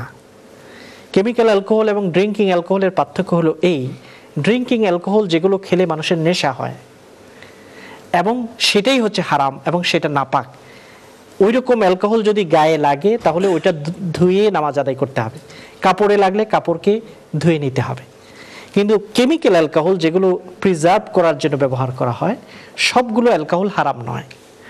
এই জন্য আমরা যদি পারফিউম ব্যবহার করি তার আগে আমাদেরকে ইনগ্রেডিয়েন্টগুলো ভালো করে দেখতে হবে এবং অ্যালকোহলের যে নামটা থাকবে আপনি ওয়েবসাইটে একটু তালাশ করে দেখবেন, অনেকগুলো ওয়েবসাইটগুলো আছে যেগুলোতে আমরা যাচাই করে বের করতে পারবো যে এটা কি হালাল ক্যাটাগরিতে না হারাম ক্যাটাগরিতে। সাধারণত এগুলো অনেকগুলো হালাল ক্যাটাগরিতে পড়ে যেগুলো নাপাক নয়, যেমন ehalal.com, umma.com, এরকম অনেকগুলো ওয়েবসাইট আছে। তাছাড়া আপনি গুগলে যদি সেটাকে টাইপ করেন ওই ইনগ্রেডিয়েন্টের নাম, তাহলে আপনি সহজে বের করতে পারবেন এটা কি হালাল পর্যায়ে পড়ে না হারাম পর্যায়ে পড়ে। এরপরেও যদি আপনি বের করতে না পারেন, সন্দেহ থাকে, তখন সেটা অ্যাভয়েড করা ভালো। সন্দেহ যদি থাকে অ্যাভয়েড করা ভালো। আর যখন আপনি জানলেন যে এটা হালাল তাহলে আপনি সেটা ব্যবহার করতে পারেন, এতে নামাজের কোনো অসুবিধা হবে না এবং কাপড় নাপাক হবে না। আরেকটি প্রশ্ন করেছেন শবে বরাতের ব্যাপারে। শবে বরাত বলতে আমরা বুঝি 15 শাবানের যে রাত্র, এই রাত্রকে আমাদের সমাজে এটাকে শবে বরাত হিসেবে আমরা পরিচিত করে থাকি। আসলে 15ই শাবানের এই রাত্রকে হাদিসের ভাষায় বলা হয়েছে লাইলাতুন নিসফি মিন শাবান, শাবানের মধ্যরাত। এটা হাদিস দ্বারা প্রমাণিত আছে। তিরমিজি শরীফের একটি হাদিস আছে এবং ইবনে মাজাতেও হাদিস আছে, মুসনাদে আহমদে এই ব্যাপারে হাদিস আছে। সেখানে বলা হয়েছে আল্লাহ রাব্বুল আলামিন এই রাত্রে মানুষের গুনাহকে ক্ষমা করেন। তবে শবে বরাত যে নামটি, এটা কোরআন এবং হাদিসে কোথাও বলা হয়নি। এই রাত্রের নাম হাদিসের ভাষা অনুযায়ী কি নাম? লাইলাতুন নিসফি মিন শাবান, যেটাকে আপনি ইংরেজিতে ট্রান্সলেশন করলে বলতে পারেন নাইট অফ মিড শাবান, শাবানের মধ্যরাত, মধ্য শাবানের রাত। এইভাবেই আমরা এটাকে বলতে পারি, এটা হচ্ছে হাদিসের ভাষা। তবে সবচেয়ে গুরুত্বপূর্ণ রাত পুরো বছরের মধ্যে যেটা, সেটার নাম হলো লাইলাতুল কদর। কোরআনে কারীমে যার সম্পর্কে একটি সূরা নাজিল করা হয়েছে, ইন্না আনজালনাহু ফি লাইলাতুল কদর ওয়া মা আদরাকা মা লাইলাতুল কদর লাইলাতুল কদরি খায়রুম মিন আলফি শাহর। একই সূরাতে আল্লাহ কয়বার বলেছেন লাইলাতুল কদর, লাইলাতুল কদর, লাইলাতুল কদর, 3 বার বলেছেন। এবং একটি রাত 1000 মাসের চেয়ে শ্রেষ্ঠ। এই জন্য 15ই শাবানের রাত্রে আমরা আল্লাহর দরবারে ক্ষমা চাবো, গুনাহ মাফ চাবো, এতটুকুই আমাদের আমল। তবে কালচারালি ইরান হতে বিভিন্ন সংস্কৃতি আমাদের সমাজেও আসছে, মোমবাতি জ্বালানো, আতশবাজি করা, তারপরে আরও অনেক কিছু বাড়ানো হয়েছে। এগুলো কোনো হাদিস দ্বারা প্রমাণিত নেই। হাদিসে এতটুকুই আসছে ওই রাতে আল্লাহ গুনাহকে ক্ষমা করেন। এবং এই হাদিসটা হাদিস বিশেষজ্ঞ শেখ আলবানী তিনিও বলেছেন এটার হাসান হাদিস, অর্থাৎ গ্রহণযোগ্য হাদিস। কাজেই যতটুকু হাদিস দ্বারা প্রমাণিত অতটুকু করাটাই হচ্ছে দিন এবং ইসলাম। আসসালামু আলাইকুম, আমার নাম মাওলানা নুরুল আমিন। আমি আমার কমিউনিটির পক্ষ থেকে একটা প্রশ্ন করতে আছি মাযহাব সম্বন্ধে। প্রসিদ্ধ 4টা মাযহাব আছে আমাদের দেশে। আমরা অন্য সময় হানাফি মযহাব ফলো করি, অন্য মযহাব দেখি না, শাফি সাহেব বা অন্য সময় মযহাব দেখি না। এই দেশে আওয়ার পরে অন্য সময় অন্য মসজিদে গেলে শাফি সাহেবের ফলোয়ার আছে, আমরা ফলো করি। ফর এক্সাম্পল আমরা 1 রাকাত নামাজ পড়ি, কিন্তু তাদের মধ্যে কোনো কেদে আমরা 3 রাকাত নামাজ পড়তে দেখি না, তারা চলে যায়। সুতরাং আমরা মযহাবটা কি দুর্বল? আর কোনো কোনো আলিম বলেন যে মযহাব ফলো করবা একটাই করবা, কেউ বলছেন না আপনি 4টা করেন, যা মযহাব 500টি ফলো করেন। ওই সম্বন্ধে একটা বলবেন। যেহেতু বাংলাদেশ থেকে এত দূরে কষ্ট করে আসছে, এখানে এসেও যদি বাংলাদেশের মতোই চলতে হয় তো এত দূরে কষ্ট করে আসার লাভটা কি হলো? বাংলাদেশে আমরা দরিদ্র মানুষ, একটা মযহাব নিয়ে থাকি। এই দেশে আমরা ধনী, কাজেই আমাদের পয়সা যেমন উন্নতি হয়েছে, মযহাবেরও অনেক উন্নতি হওয়া দরকার। কাজেই এত রাগ করার কিছু নেই। কথা হলো আসলে তো ইসলাম একটি, এবং মূল উৎস হলো কোরআন এবং সুন্নাহ। আল্লাহ নবী দুনিয়া থেকে বিদায় নেওয়ার সময় বলেছেন তারাকতু ফিকুম আমরাইন, তোমাদের কাছে আমি 2টি জিনিস রেখে যাচ্ছি, একটা হলো কিতাবুল্লাহ এবং সুন্নাতে রাসূল। এই 2টা জিনিসকে যতদিন তোমরা ধরে থাকবে লান তাদিল্লু মা তামাসসাকতুম বিহিমা, যতদিন তোমরা এই 2টাকে আঁকড়ে ধরে থাকবে তোমরা পথভ্রষ্ট হবে না। তবে কোরআনে কারীম এবং হাদিসের যে ব্যাখ্যাগুলো আছে, এই ব্যাখ্যাগুলো আমরা বিভিন্ন ইমাম থেকে বিভিন্নভাবে পেয়েছি। ইমাম আবু হানিফা রহমতুল্লাহ আলাইহি ব্যাখ্যা করেছেন, ইমাম শাফিঈ, ইমাম মালিক, ইমাম আহমদ, শুধু এই 4 জন করেছেন তা না, আরও বড় বড় ইমাম ছিল। তবে তাদের অনেক বেশি অনুসারী না থাকার কারণে হয়তো তাদের নাম আমাদের কাছে পৌঁছেনি, কিন্তু আরও অনেক ইমামরা ছিলেন, আরও অনেক মাযহাব ছিল। প্রসিদ্ধ মাযহাব হলো এই 4টি। এখন কারো যদি এতটুকু জ্ঞান থাকে অথবা এমন কোনো স্কলারকে ফলো করেন যারা অথেন্টিক হাদিসের উপর আমল করতে পারেন বা সরাসরি কোরআন ও সুন্নাহর মাসালা বের করার ক্ষমতা রাখেন, এখন সেটার উপর ভিত্তি করে যদি কেউ বিভিন্ন ক্ষেত্রে বিভিন্নটা আমল করেন সেটা ভিন্ন ব্যাপার। কিন্তু সুবিধার জন্য যে ইমাম আবু হানিফার মাযহাবে এটা একটু সহজ, এটা নিলাম, ইমাম শাফি রহমতুল্লাহ আলাইহির মাযহাবে এটা একটু সহজ, এটা নিলাম, তাহলে এটা ইসলামটাকে সুবিধাবাদ করে ফেলা হবে। এটা উচিত হবে না যে আমি যেটা শুধু যেখানে যেটা সহজ পাই ওইটা আমল করব, এটা ঠিক হবে না। হ্যাঁ, অথেন্টিসিটির ভিত্তিতে, আমার তাকওয়ার ভিত্তিতে যদি আমি দেখি যে এই মাসালাতে আল্লাহ নবী সরাসরি অথেন্টিক হাদিস এইটা, এরকম কোনো বড় স্কলার যদি এরকম কথা বলে সেটাকে যদি আমি ফলো করি তাতে কোনো অসুবিধা নেই। এবং এটা আমাদের বিতর্কের কারণ। আজকের সমাজে মাযহাব নিয়ে অনেক বেশি বিতর্ক হচ্ছে, এখানে কিছুটা ঘোড়ামিও আমরা দেখতে পাই। না, আমি যেটা আমল করি আমাকে সেটা যাচাই করা দরকার। আসলে ইমাম আবু হানিফা এটা বলছেন, বা এটা কি সরাসরি আল্লাহর নবী থেকে প্রমাণিত আছে? এই যাচাই বাছাই করার যে একটা স্পৃহা এখনকার শিক্ষিত মানুষদের মধ্যে জাগ্রত হচ্ছে। তাছাড়া ইন্টারনেট ইত্যাদির মাধ্যমে যে তদন্ত করা, গবেষণা করাকে সহজ করেছে, এটাকে আমরা কাজে লাগানো দরকার। আমি 2000 অথবা 1999 এরকম সময়ে মিশরে আমাদেরকে অনেকগুলো কাজ করতে দেয়া হতো আজহার ইউনিভার্সিটিতে। অনেকগুলো হাদিস বের করার জন্য ওখানে অনেক প্রাচীন লাইব্রেরি আছে কায়রোতে। এই লাইব্রেরি থেকে সেই লাইব্রেরিতে ঘুরতে হতো। একটা হাদিস বের করতে অনেক সময়ের ব্যাপার হতো। যেমন অনেক কিতাবের নাম আমরা শুনি, কিন্তু সেগুলো হয়তো অ্যাভেলেবেল না। মুসান্নেফ আব্দুর রাজ্জাক, মুসান্নেফ ইবনে শাইবা, অনেক অনেক কিতাব আছে, সেগুলো ওখানে লাইব্রেরিগুলোতে আছে, পাণ্ডুলিপিও আছে। কিন্তু এখন 5-7 বছর পরে, 10 বছর পরে আমি চিন্তা করছি যে অনলাইনে এতগুলো ওয়েবসাইটগুলো আছে, একটা হাদিস বের করতে জাস্ট একটা ক্লিকের দরকার। একটা ওয়ার্ড লিখে ক্লিক দিলে কোন কিতাবের কত পৃষ্ঠায় কত নম্বর হাদিস, মুহূর্তে সেগুলো আপনি বের করতে পারছেন। তাহলে হাদিসের অথেন্টিসিটি যাচাই করা, এটা এক সময় যে অনেক সময়ের ব্যাপার ছিল, এখন সেটা খুব বেশি সহজ হয়ে গেছে। কাজেই এই সহজ সুযোগটুকু পাওয়ার পরেও যদি আমরা তদন্ত না করি, যাচাই বাছাই না করি, বা হাদিস শুনলেই শুধু এটা যে আল্লাহ নবীর কথা সেটাও না, অনেক হাদিসকে বলা হয় মওদু, মানে জাল, এটা আল্লাহ নবী বলেন নাই, অথবা অতি দুর্বল। এই জন্য এই যাচাই বাছাই করার স্পৃহা আমাদের জাগ্রত করা দরকার। আর এটাকে যদি আমরা যাচাই করি, বেদাত থেকে আমরা বাঁচতে পারবো। সঠিক সুন্নাহর উপর আমরা আমল করাটা আমাদের জন্য সহজ হয়ে যাবে। আসসালামু আলাইকুম, আমার নাম জাহিদ। একটা কোয়েশ্চন হইল যে ডিফারেন্স বিটুইন বেদিন আর মুসলিম হইল সালাহ। হাদিসও আইছে একটা সালাহ। তখন যদি আমরা নমাজ পড়ি না বা আমি পড়ি না, একটা হইল হয়েছে যে কুফরি হল। এই কুফরি অবস্থায় যদি আমার মরণ হয়, আমি কি দিনের মাঝে মরলাম না দিন থেকে আমি বেদিন হইয়া মারা গেলাম? আর নমাজটা ছাড়লে এই যে কুফরি অবস্থায় আছি, তওবা করা লাগবে, কি কি করতে হবে? সালাহ, নামাজ অত্যন্ত গুরুত্বপূর্ণ। আল্লাহ নবী দুনিয়া থেকে বিদায় হওয়ার সময় কি কথা বলে দুনিয়া থেকে বিদায় নিয়েছেন? আসসালাহ আসসালাহ, আমি তোমাদেরকে সতর্ক করছি নামাজের ব্যাপারে, নামাজের ব্যাপারে। শেষ কথা, শেষ ওসিয়ত এই উম্মতের প্রতি। এবং সালাহ এতই গুরুত্বপূর্ণ, আল্লাহ অন্যান্য সকল বিধান নাজেল করেছেন, হযরত জিবরিল আলাইহিস সালামকে প্রেরণ করেছেন, যাও যাকাতের কথা বলে আসো, হজের কথা বলো, রোজার কথা বলো।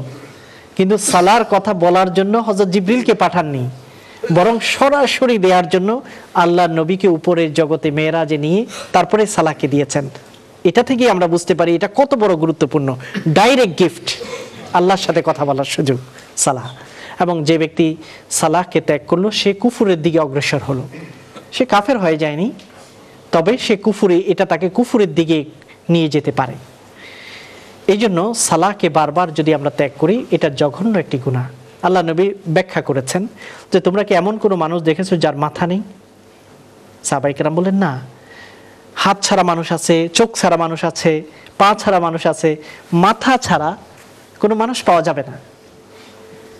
আল্লাহ নবী বলেন একইভাবে সালাহ হলো মাথার মতো, সালাহ ছাড়া, নামাজ ছাড়া কোনো মুমিন হতে পারে না।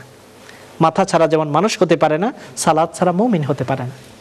কেউ যদি সালাহ ইচ্ছাকৃতভাবে ত্যাগ করে, তাকে তাড়াতাড়ি তওবা করে নিতে হবে, আল্লাহর কাছে মাপ চাইতে হবে। আর মাপ চাওয়ার মাধ্যমে তাকে এই প্রতিশ্রুতি আল্লাহকে দিতে হবে যে আর তিনি সালাহকে ত্যাগ করবেন না, সালাহকে তার টাইম অনুযায়ী আদায় করবেন। এই জন্য আমরা যারা আজকে এখানে উপস্থিত হয়েছে, একটা শপথ গ্রহণ করি যে আমরা আমাদের জীবনের শেষ দিন পর্যন্ত, শেষ সময় পর্যন্ত ইচ্ছাকৃতভাবে যেন আমরা সালাহকে ত্যাগ না করি। আল্লাহ যেন আমাদের সেই তৌফিক দান করেন। আমরা যে হাজি সাহেব খরচ করি, খরচ করার পরে আমরা বিদায়ী তোয়াফ একটা করি। আমরা সাধারণত কোনো কোনো মৌলানা সাহেব করিয়া থাকুন, বিদায়ী তোয়াফ করার পরে আর হেরাম শরীফে ঢোকা নিষেধ। এইটা কতটুকু ঠিক? হজের বিষয়ে সর্বশেষ যে কাজ মক্কা নগরীকে আমাদেরকে করতে হবে সেটা হলো তাওয়াফ। এই তাওয়াফের নাম হলো তাওয়াফুল বিদা, বিদায়ী তাওয়াফ।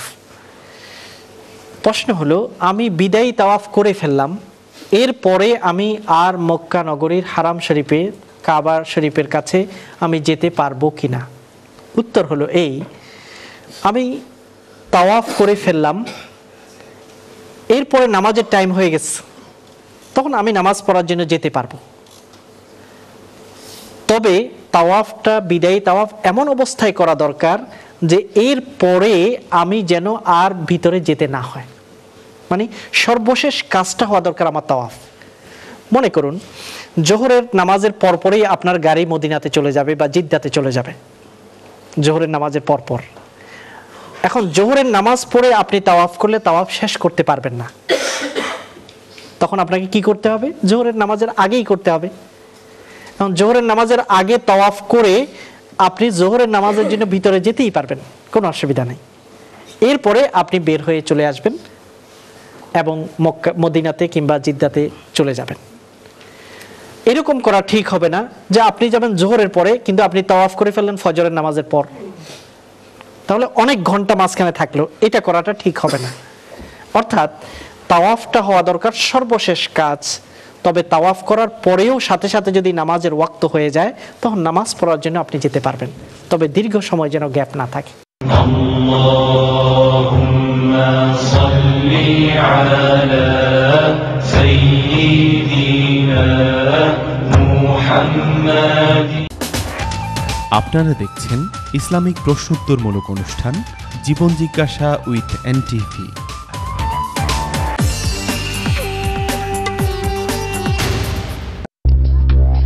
সরি স্যার, ইন্টারভিউ ওইদিকে বলেন না। সরি, বসো বাবা, বসো। নাম? মোহাম্মদ আনিসুর রহমান। নার্ভাস? সোনাতরি কবিতার প্রথম লাইন কি? পানি খাবো। প্রথম লাইন পানি খাবো। পাখি না কেন? বেনি আসো কলা কি? নিউটনের বাবার নাম কি? বাবা একটু প্রাণ ঝাল চানাচুর খাও। স্যার, আইজাক নিউটনের জন্ম 4 জানুয়ারি 1642, কার করার মতো 25 ডিসেম্বর 1643। তার বাবার নাম ছিল আইজাক নিউটন, তিনি পেশায় ছিলেন কৃষক। লন্ডনৰ ৰহমান শ্বাহ আছিল 14,000 পাউণ্ড ক্ৰেডিট কাৰ্ডৰে স্মার্ট ক্লেইমৰ সাহায্যে রিফান্ড ক্লেইম হয়ে 50,700 পাইছে। আপনারও ক্রেডিট কার্ড বা লোনের সাথে পিপিআই তাকিয়া থাকলে আপনিও পাইতে পারেন ব্যাংক থেকে হাজার পাউন্ড কম্পেনসেশন। আপনার ক্লেইম করা যদি বাকি থাকে অথবা আনসাকসেসফুল হয়ে থাকে আজও স্মার্ট ক্লেইমের লগে যোগাযোগ করে। আপনার ব্যবসায় গ্যাস বিল, লাইট বিল সহ অন্যান্য ইউটিলিটি বিল খুব বেশি? আসুন নসিবে আমরা আপনার ইউটিলিটি বিল কমাতে সাহায্য করব। আপনার ব্যবসাকে অনলাইনে প্রচার করতে চান? নসিব তার ব্যবস্থা সহ আপনার মিডিয়া ক্যাম্পেইন করার দায়িত্ব নেবে। আপনার ব্যবসা, আপনার সমস্যা, আপনার ভাগ্যের পরিবর্তনের জন্য নসিব কনসালটেন্সি।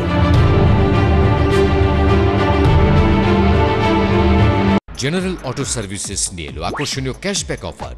এখন থেকে প্রতিটি ক্লেমে আপনি পেতে পারেন 200 পাউন্ড ক্যাশব্যাক। এই সুযোগ সীমিত সময়ের জন্য। General auto services. ফ্লাইট কনসেপ্টে বিশ্বের যে কোনো দেশের এয়ার টিকিট পাওয়া যায়।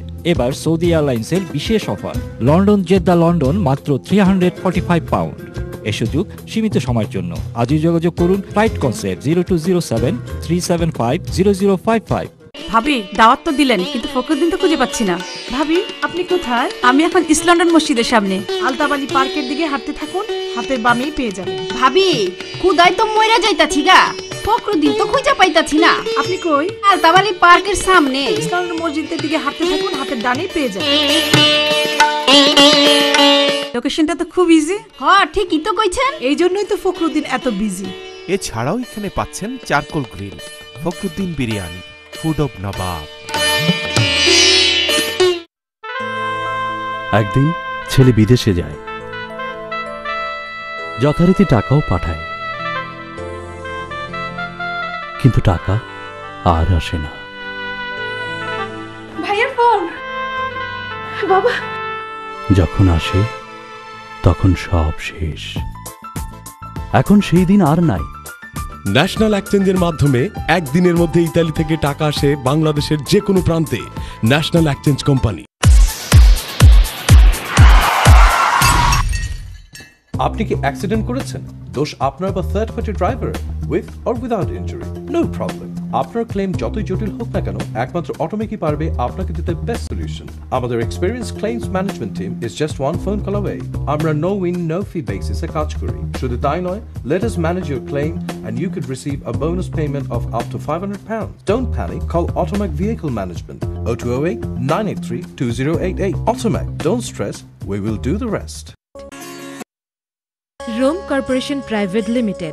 রোম কর্পোরেশনের সকল গ্রাহক, সুদী, শুভাকাঙ্ক্ষী ডিরেক্টরগণকে আন্তরিক অভিনন্দন ও শুভেচ্ছা। নতুন বছর রোম কর্পোরেশন দেশ ও জাতির কল্যাণের লক্ষ্যে আরও বেশি ভূমিকা রাখবেন এই প্রত্যাশা আমাদের। রোম মডেল সিটি ল্যান্ড প্রজেক্টের পাশাপাশি বেশ কিছু অ্যাপার্টমেন্ট প্রজেক্টের কাজ শুরু করেছে Rome Corporation Private Limited. Welcome to Crown Banqueting Hall. With 700 seating capacity, we are the biggest banqueting hall in Birmingham. We have car parking facilities for 200 spaces and our own exclusive wedding decoration. We are one of the biggest wedding suppliers in the UK. Also, we have a fully decorated bridal suite, in-house photography studio, and a wonderful water feature. Asian Wedding Service is our sister concern. For your wedding or any other event, please contact us on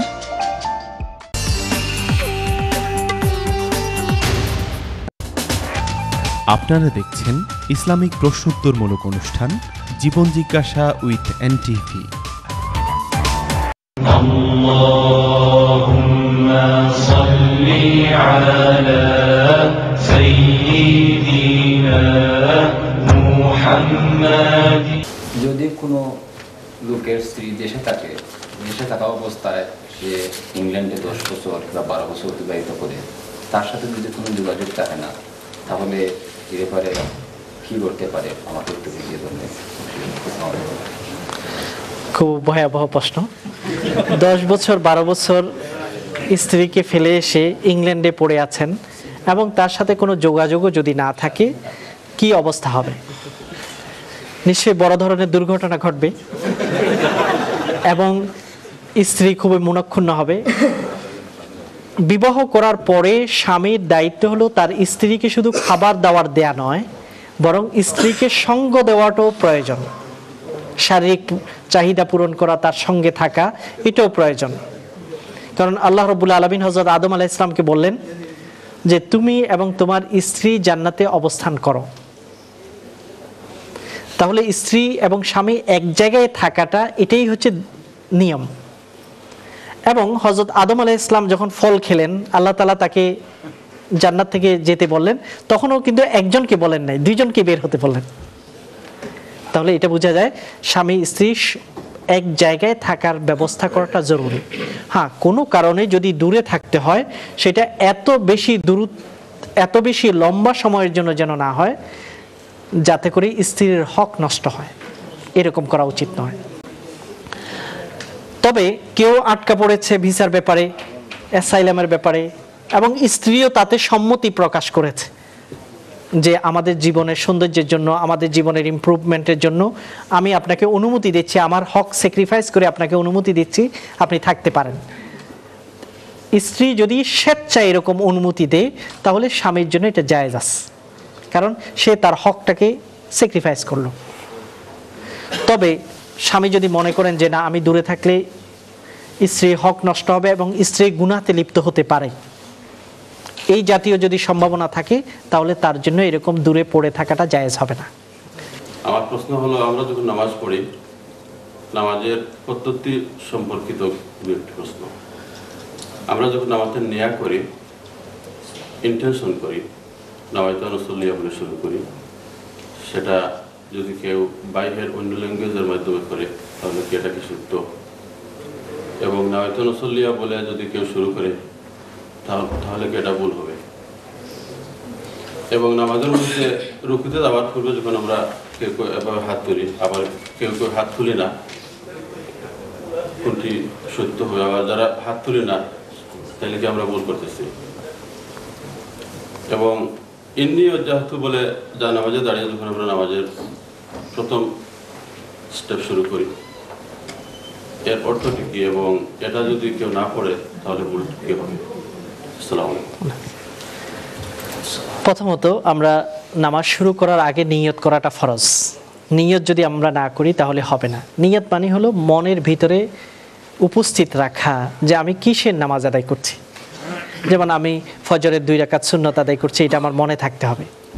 এখন আমি যদি জানি না, আমি আল্লাহু আকবার করে দাঁড়িয়ে গেলাম, আমি জানি না কি সুন্নত পড়ছি না ফরজ পড়ছি, তাহলে নামাজ হবে না। ইন্নামাল আমালু বিন্নিয়াত, প্রতিটি আমল নিয়তের মাধ্যমেই গ্রহণযোগ্য হয়ে থাকে। আসলে নিয়ত কোথায় হবে? মনের ভিতরে। আমি মুখে বললাম কিন্তু আমার মনে নেই, মনে উপস্থিত নেই, আমি এমনি মুখে একটা পড়ে গেলাম, তাহলে কিন্তু নিয়ত হবে না। মুখে বললেও নিয়ত হবে না। এই জন্য আমরা যদি মুখে বলি তখনও মনের ভিতর উপস্থিত করতে হবে আমি কিসের নামাজ আদায় করছি। আরবি ভাষায় করাটা জরুরি নয়, কেউ যদি বাংলায়ও বলে তাহলেও নিয়ত হয়ে যাবে। দ্বিতীয় প্রশ্ন আপনি করেছেন যে রুকুতে যাওয়ার সময় হাত তোলা, এটাকে রাফাউল ইয়াদাইন, হাতকে তোলা, এটা প্রয়োজন কিনা, বা কেউ যদি না করে তিনি কি ক্ষতিগ্রস্ত হচ্ছেন কিনা। এটা হচ্ছে বিখ্যাত একটা মাসালা, যেটার মধ্যে অনেক যুগ ধরে ইমামদের মধ্যে মতভেদ রয়েছে। এখানেও হানাফি মাযহাব এবং অন্যান্য মাযহাবের মধ্যে মৌলিক পার্থক্য হলো এটা যে হানাফি মাযহাব অনুযায়ী হাত তোলার প্রয়োজন নেই, অন্যান্য মাযহাব অনুযায়ী হাত তোলাটা সুন্নাহ। এবং এটার পক্ষেও অনেক দলিল আছে, উভয় পক্ষে এই ব্যাপারে অনেক কিতাব লেখা হয়েছে। হাদিসের যে আল্লাহ নবী হাদিস দ্বারা প্রমাণিত আছে আল্লাহ নবী হাত তুলেছেন, আবার কিছু রেওয়ায়েত দ্বারা আল্লাহ নবী হাত তুলেন না, এটাও প্রমাণিত আছে। তো কাজেই আমরা যে কোনো একটার উপর আমল করতে পারি, কোনো অসুবিধা নেই, কিন্তু একবার হলেও হাত তুলে নেওয়াটা জীবনে এটা জরুরি, যেহেতু এটার পক্ষে অনেকগুলো হাদিস আসছে।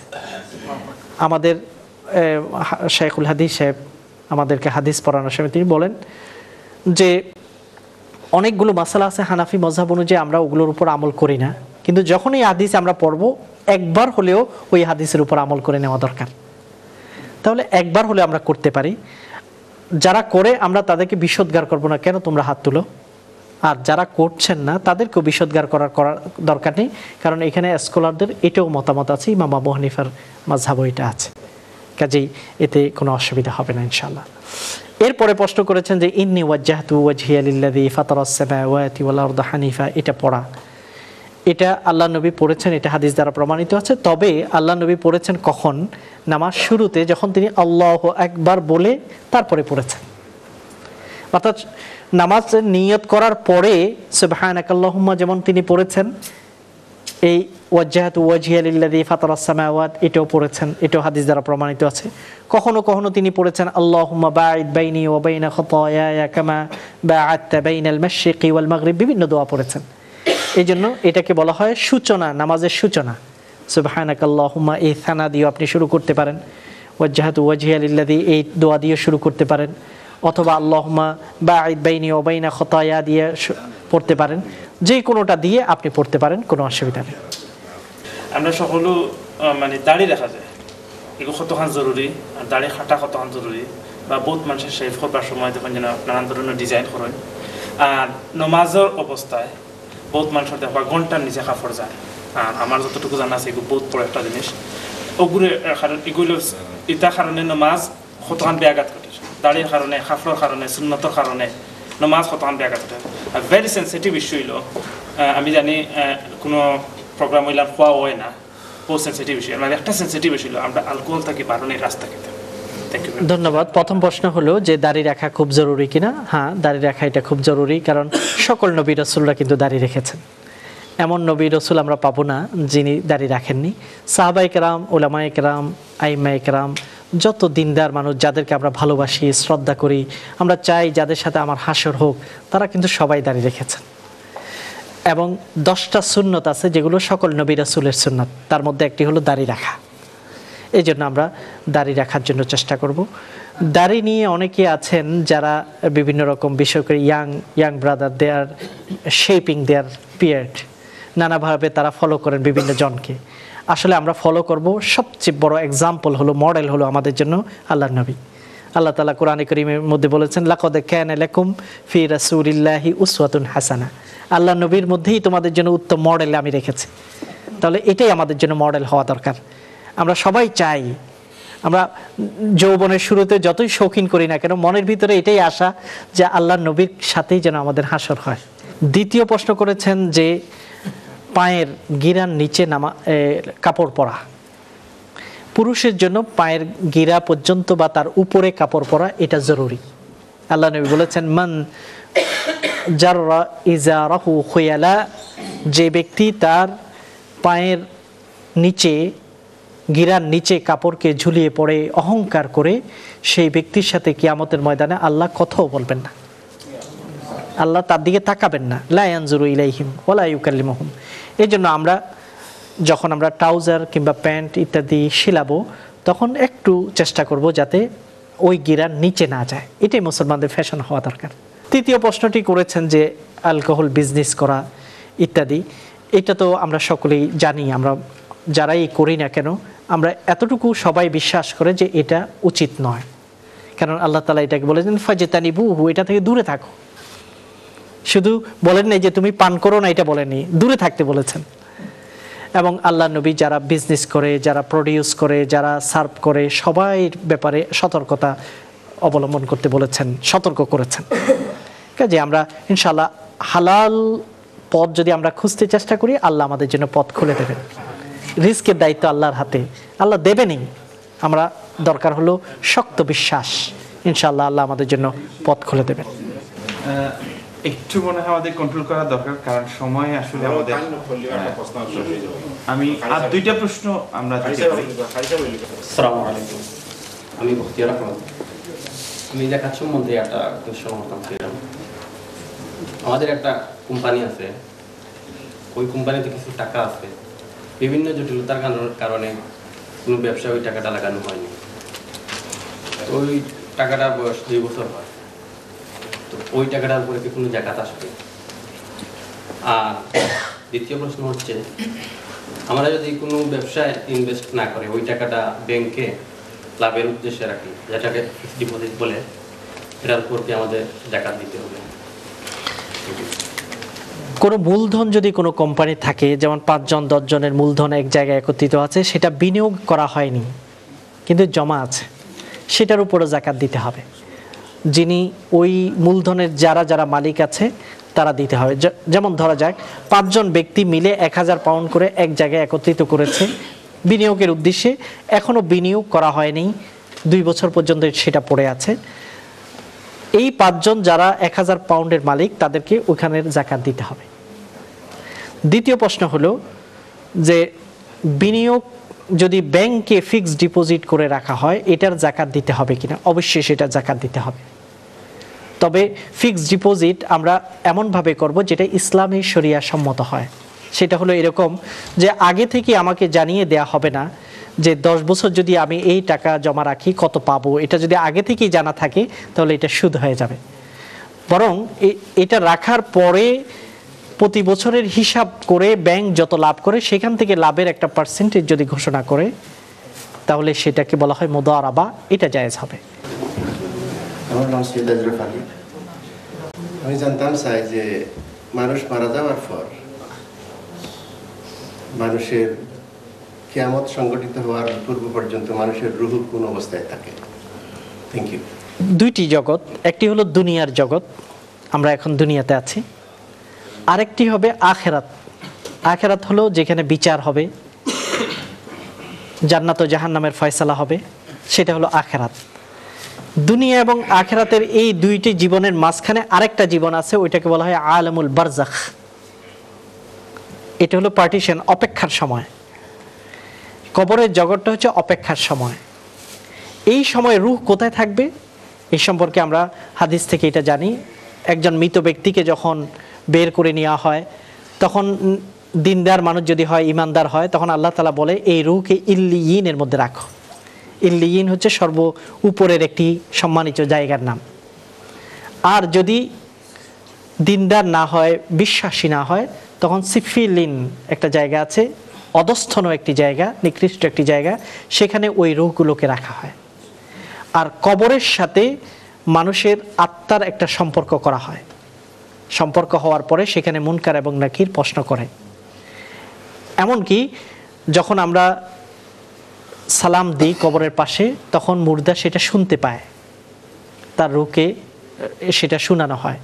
এবং ফেরেশতারা আমাদের পরিবারের লোকজন কি কি কাজ করছে সেটার রিপোর্টও তাদের কাছে পৌঁছায়। এই জন্য আমাদের মৃত আত্মীয় স্বজনরা আমাদের ভালো কাজে কিন্তু খুশি হন যখন ফেরেশতারা তার কাছে ওই খবরটা পৌঁছায়। আর খারাপ কাজ যদি তাদের কাছে পৌঁছায় তাদের মনটা খুব মনক্ষুণ্ণ হয়। এই জন্য আমরা এমন কোনো কাজ করব না যাতে করে আমাদের মা বাবা আত্মীয় স্বজন যারা দুনিয়া থেকে বিদায় নিয়েছেন তাদের মনক্ষুণ্ণ হওয়ার কোনো কারণ ঘটে, এরকম কাজ আমরা করব না। তবে তাদের কাছে আমাদের আমলগুলোকে পৌঁছানো হয়, জানানো হয়। আসসালামু আলাইকুম, আমার নাম মোহাম্মদ শফিউল ইসলাম। একটা কথা আমার শুরুতে বলা দরকার ছিল, বলতে পারিনি, সেটা হচ্ছে জীবন জিজ্ঞাসা আমরা এরকম মসজিদ ভিত্তিক করার নিয়ত করেছিলাম এবং আজকে প্রথম আলহামদুলিল্লাহ উদ্বোধন করতে পেরেছি। এই জন্য মহামনিবের দরবারে শুকরিয়া আদায় করছি। আমরা সবাই মিলে আল্লাহ শুকরিয়া আদায় করি, পড়ি আলহামদুলিল্লাহ। সো এটা এখন জীবন জিজ্ঞাসা ফ্যামিলির একটা হিস্ট্রির পার্ট হয়ে গেল এই মসজিদ, ইনশাআল্লাহ আল্লাহ যেন এটা কবুল করেন ইনশাআল্লাহ। প্রথম যে প্রশ্নটা জরুরি মনে করছি, এক ভাই বলছেন যে যখন খুতবা হয় তখন অনেক ভাই সুন্নত নামাজ আদায় করেন।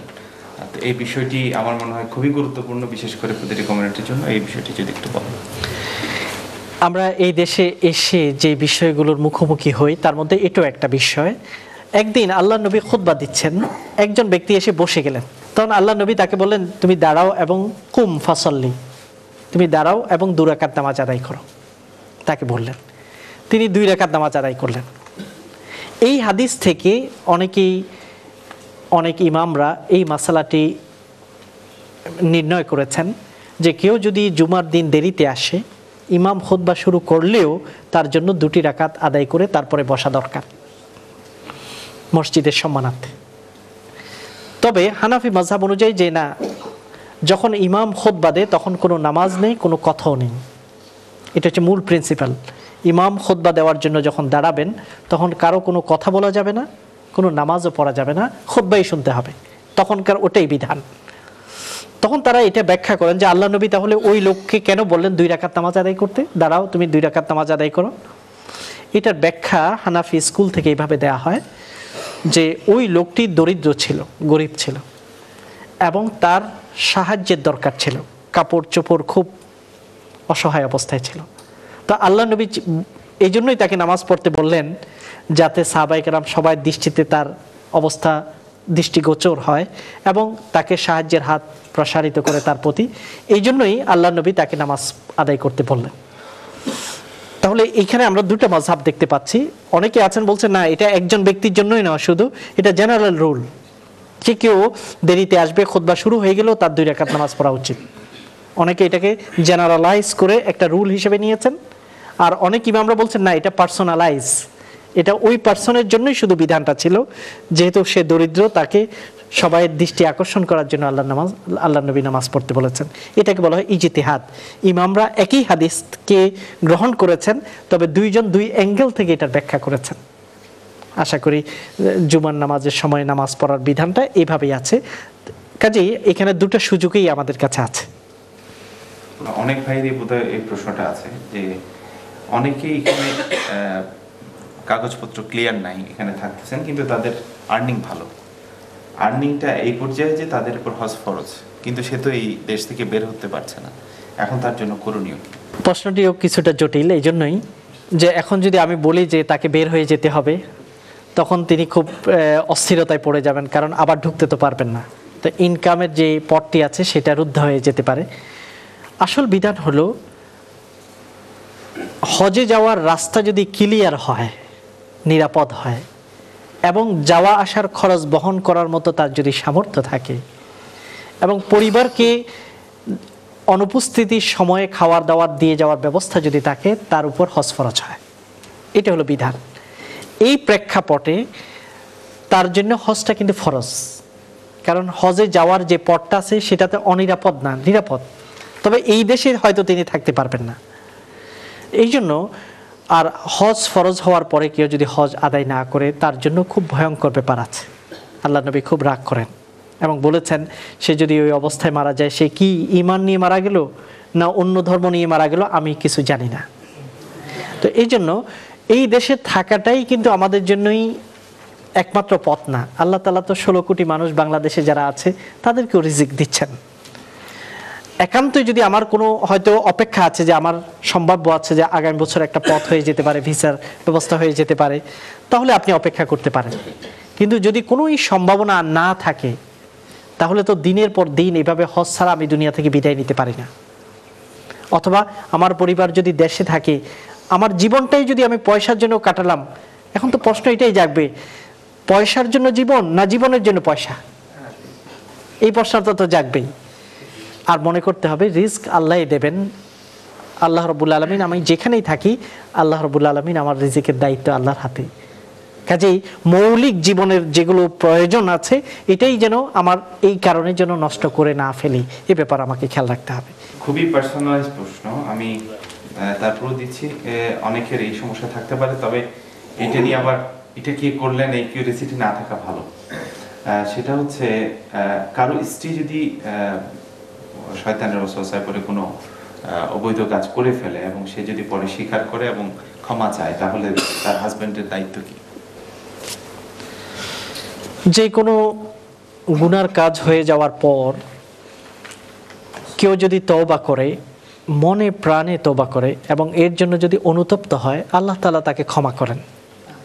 স্বামীও যদি সেটার জন্য ক্ষমার হাত প্রসারিত করে দেন, তাহলে আল্লাহ রাব্বুল আলামিন নিশ্চয়ই তার উপর খুব সন্তুষ্ট হবেন। কারণ আল্লাহ চান যে বান্দা আরেক বান্দাকে যেন ক্ষমা করে। কিয়ামতের ময়দানে আল্লাহ রাব্বুল আলামিন অনেক মানুষকে এরকম তুলবেন যে গুনাহগার, কিন্তু সে তার কর্মচারীদেরকে ক্ষমা করত অথবা তাদেরকে সুযোগ দিত। তা আল্লাহ রাব্বুল আলামিন তাকে জিজ্ঞাসা করবেন তোমার কি আমল আছে? ফেরেশতারা বলবে হে আল্লাহ, তার আমলে তেমন কোনো কিছুই নেই, ভালো আমল নেই, তবে একটাই আছে, সে তার অধীনস্থদেরকে ক্ষমা করত, উদারভাবে তাদের সাথে আচরণ করত, কড়াকড়ি করতো না, কাজে অবহেলা হলেও তাদেরকে মাফ করত। তখন আল্লাহ রাব্বুল আলামিন বলবেন সে একজন বান্দা হয়ে তার অধীনস্থকে যদি ক্ষমা করতে পারে, আর আমি গফফারুল গফুর হয়ে তাকে ক্ষমা করতে পারবো না? আল্লাহ রাব্বুল আলামিন এই কারণেই তাকে নাজাত দান করে জান্নাত দান করবেন। এখানে অধীনস্থ বলতে স্ত্রীও আছে, ডিপেন্ডেন্ট হিসেবে স্ত্রী আছে। স্ত্রী যদি বাস্তব অর্থেই যে আসলে আর সে অন্যায় করবে না, এটার জন্য যদি সে স্বীকার করে এবং তওবা করে আল্লাহর কাছে, নিশ্চয়ই ক্ষমা করাটাই তার জন্য দায়িত্ব। কারণ একটি ফ্যামিলিকে ভেঙে দেওয়া এটা আল্লাহ চান না, আল্লাহ জোড়া লাগাতে চান। আর যদি আপনি মনে করেন না স্ত্রী এমন অসৎ পথে গেছে তাকে ফিরানো যাচ্ছে না, গুনাহ করবে, তখন তো নিশ্চয়ই আর কোনো পথ থাকে না, তখন দুজনের দুটি পথেই বেছে নিতে হবে। জি, আবার মৃত্যুর দিকে যেতে হচ্ছে, সেটা হচ্ছে যাদের বাবা মা বা এরকম আত্মীয় স্বজন চলে গেছেন, তাদের ছবি দেখলে তাদের কোনো ক্ষতি হবে কিনা? মৃত ব্যক্তির ছবি দেখার কারণে মৃত ব্যক্তির কোনো অসুবিধা নেই, মৃত ব্যক্তির কোনো অসুবিধা নেই। তবে ওই ছবিকে এমনভাবে রাখা যাবে না যাতে করে ফেরেশতা প্রবেশ রুদ্ধ হয়ে যায়। যেমন আমরা অনেকে মা বাবার প্রতি শ্রদ্ধা করি, বড় করে ছবি ঘরে ঝুলিয়ে রাখি, মাঝে মাঝে সেখানে ফুল দিয়ে থাকি, এই জাতীয় কাজগুলো এটা অনেকটা এই জন্যই নিষেধ করা হয়েছে। এটা আগের যুগের মানুষ যে পূজা করত, পূজার সাথে একটা সাদৃশ্য হয়ে যায়, এই জন্য এটাকে দেখা যাবে, এটাকে আপনি অ্যালবামের ভিতরে রেখে দিতে পারেন। তবে সেটা ওইভাবে বড় করে ঝুলিয়ে রাখা অথবা শ্রদ্ধা ওইভাবে করা এটা যাবে না। ছবি তো এটা তো কাগজ, এটা তো আমার মা বাবা না, এখানে গলায় ফুলের মালা দিলে তো মা বাবার কোনো লাভ হবে না, মা বাবার লাভ হবে তাদের প্রতি সুন্দর আচরণ এবং দোয়ার মাধ্যমে। তো জীবন জিজ্ঞাসা প্রোগ্রামে অনেকগুলো সলভ জব হয়, প্লাস আমরা সাবজেক্ট ভিত্তিক কথা বলি। আজকে মূলত দুইটাই কভার করা হয়েছে আলহামদুলিল্লাহ। তো আপনারা ধৈর্য ধরে শুনেছেন এবং যে কথাগুলো শুনেছি সেই কথাগুলো যেন আমরা আমাদের প্রাথমিক জীবনে আমল করতে পারি, মহান আল্লাহর দরবারে সেই তৌফিক কামনা করে আজকের এই রেভলিউশনের যে পর্ব, সেই পর্বটা আমরা আজকে শেষ করতে যাচ্ছি। আশা করছি আগামী কোনো পর্বে এরকম কোনো মসজিদে আমাদের আবারও দেখা হবে, অন্য কোনো ভাই বোনদের সাথে অন্য কোনো জায়গায়। আল্লাহ যেন আমাদেরকে সে পর্যন্ত সুস্থ রাখেন, সুন্দর রাখেন, আল্লাহর কাছে এই তৌফিক কামনা করছি এবং আপনাদের দোয়া কামনা করি। আজকের জীবন জিজ্ঞাসা বর্ণমাউথ জামে মসজিদে। আমরা এখানেই সমাপ্ত করতে যাচ্ছি। আসসালামু আলাইকুম ওয়া রাহমাতুল্লাহি ওয়া বারাকাতুহু।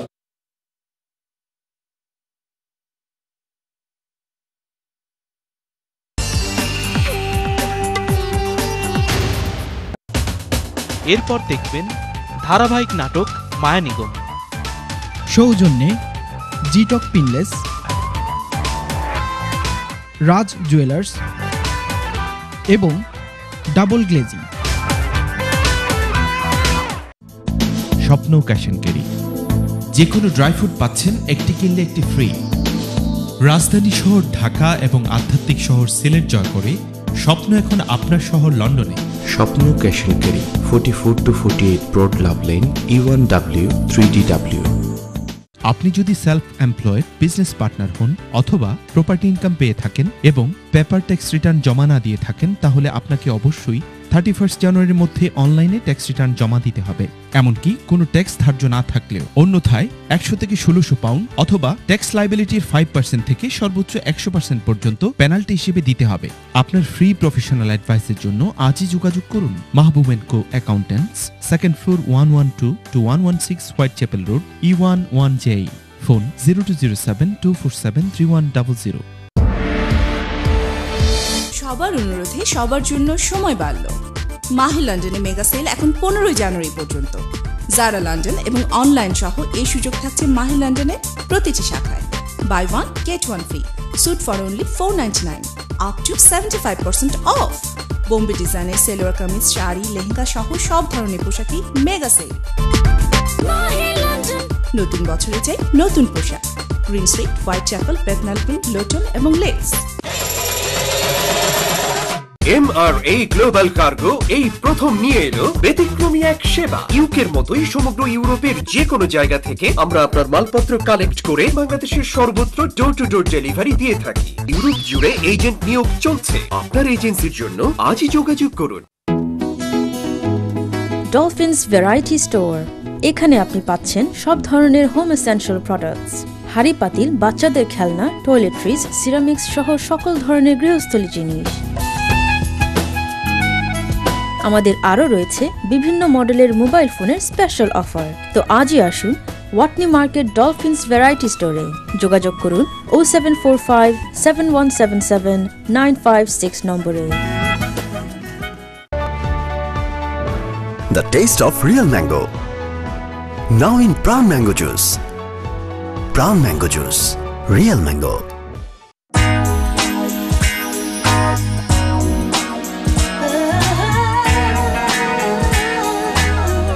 Raj Jewellers in the heart of Green Street in London are purveyors of fine 22-carat jewellery and exclusive new wedding collections, offering quality at low prices.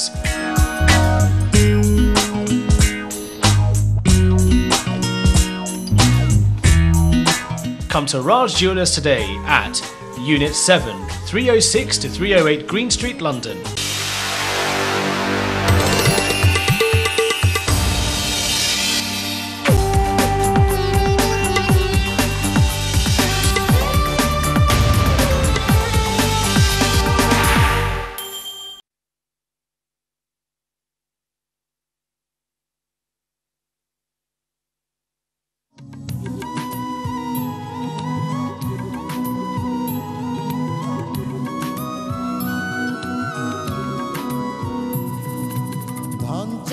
এই মাটির বুকে নিগম জেগেছে, চাষিরে তোর লাঙল খানি কোথায় থেমেছে? ক্ষেতগুলো সব বীজ ঢালা, পথ গাছগুলো সব টবে, এত ছোট ভুবন ভূমি কেমনে বিশাল হবে?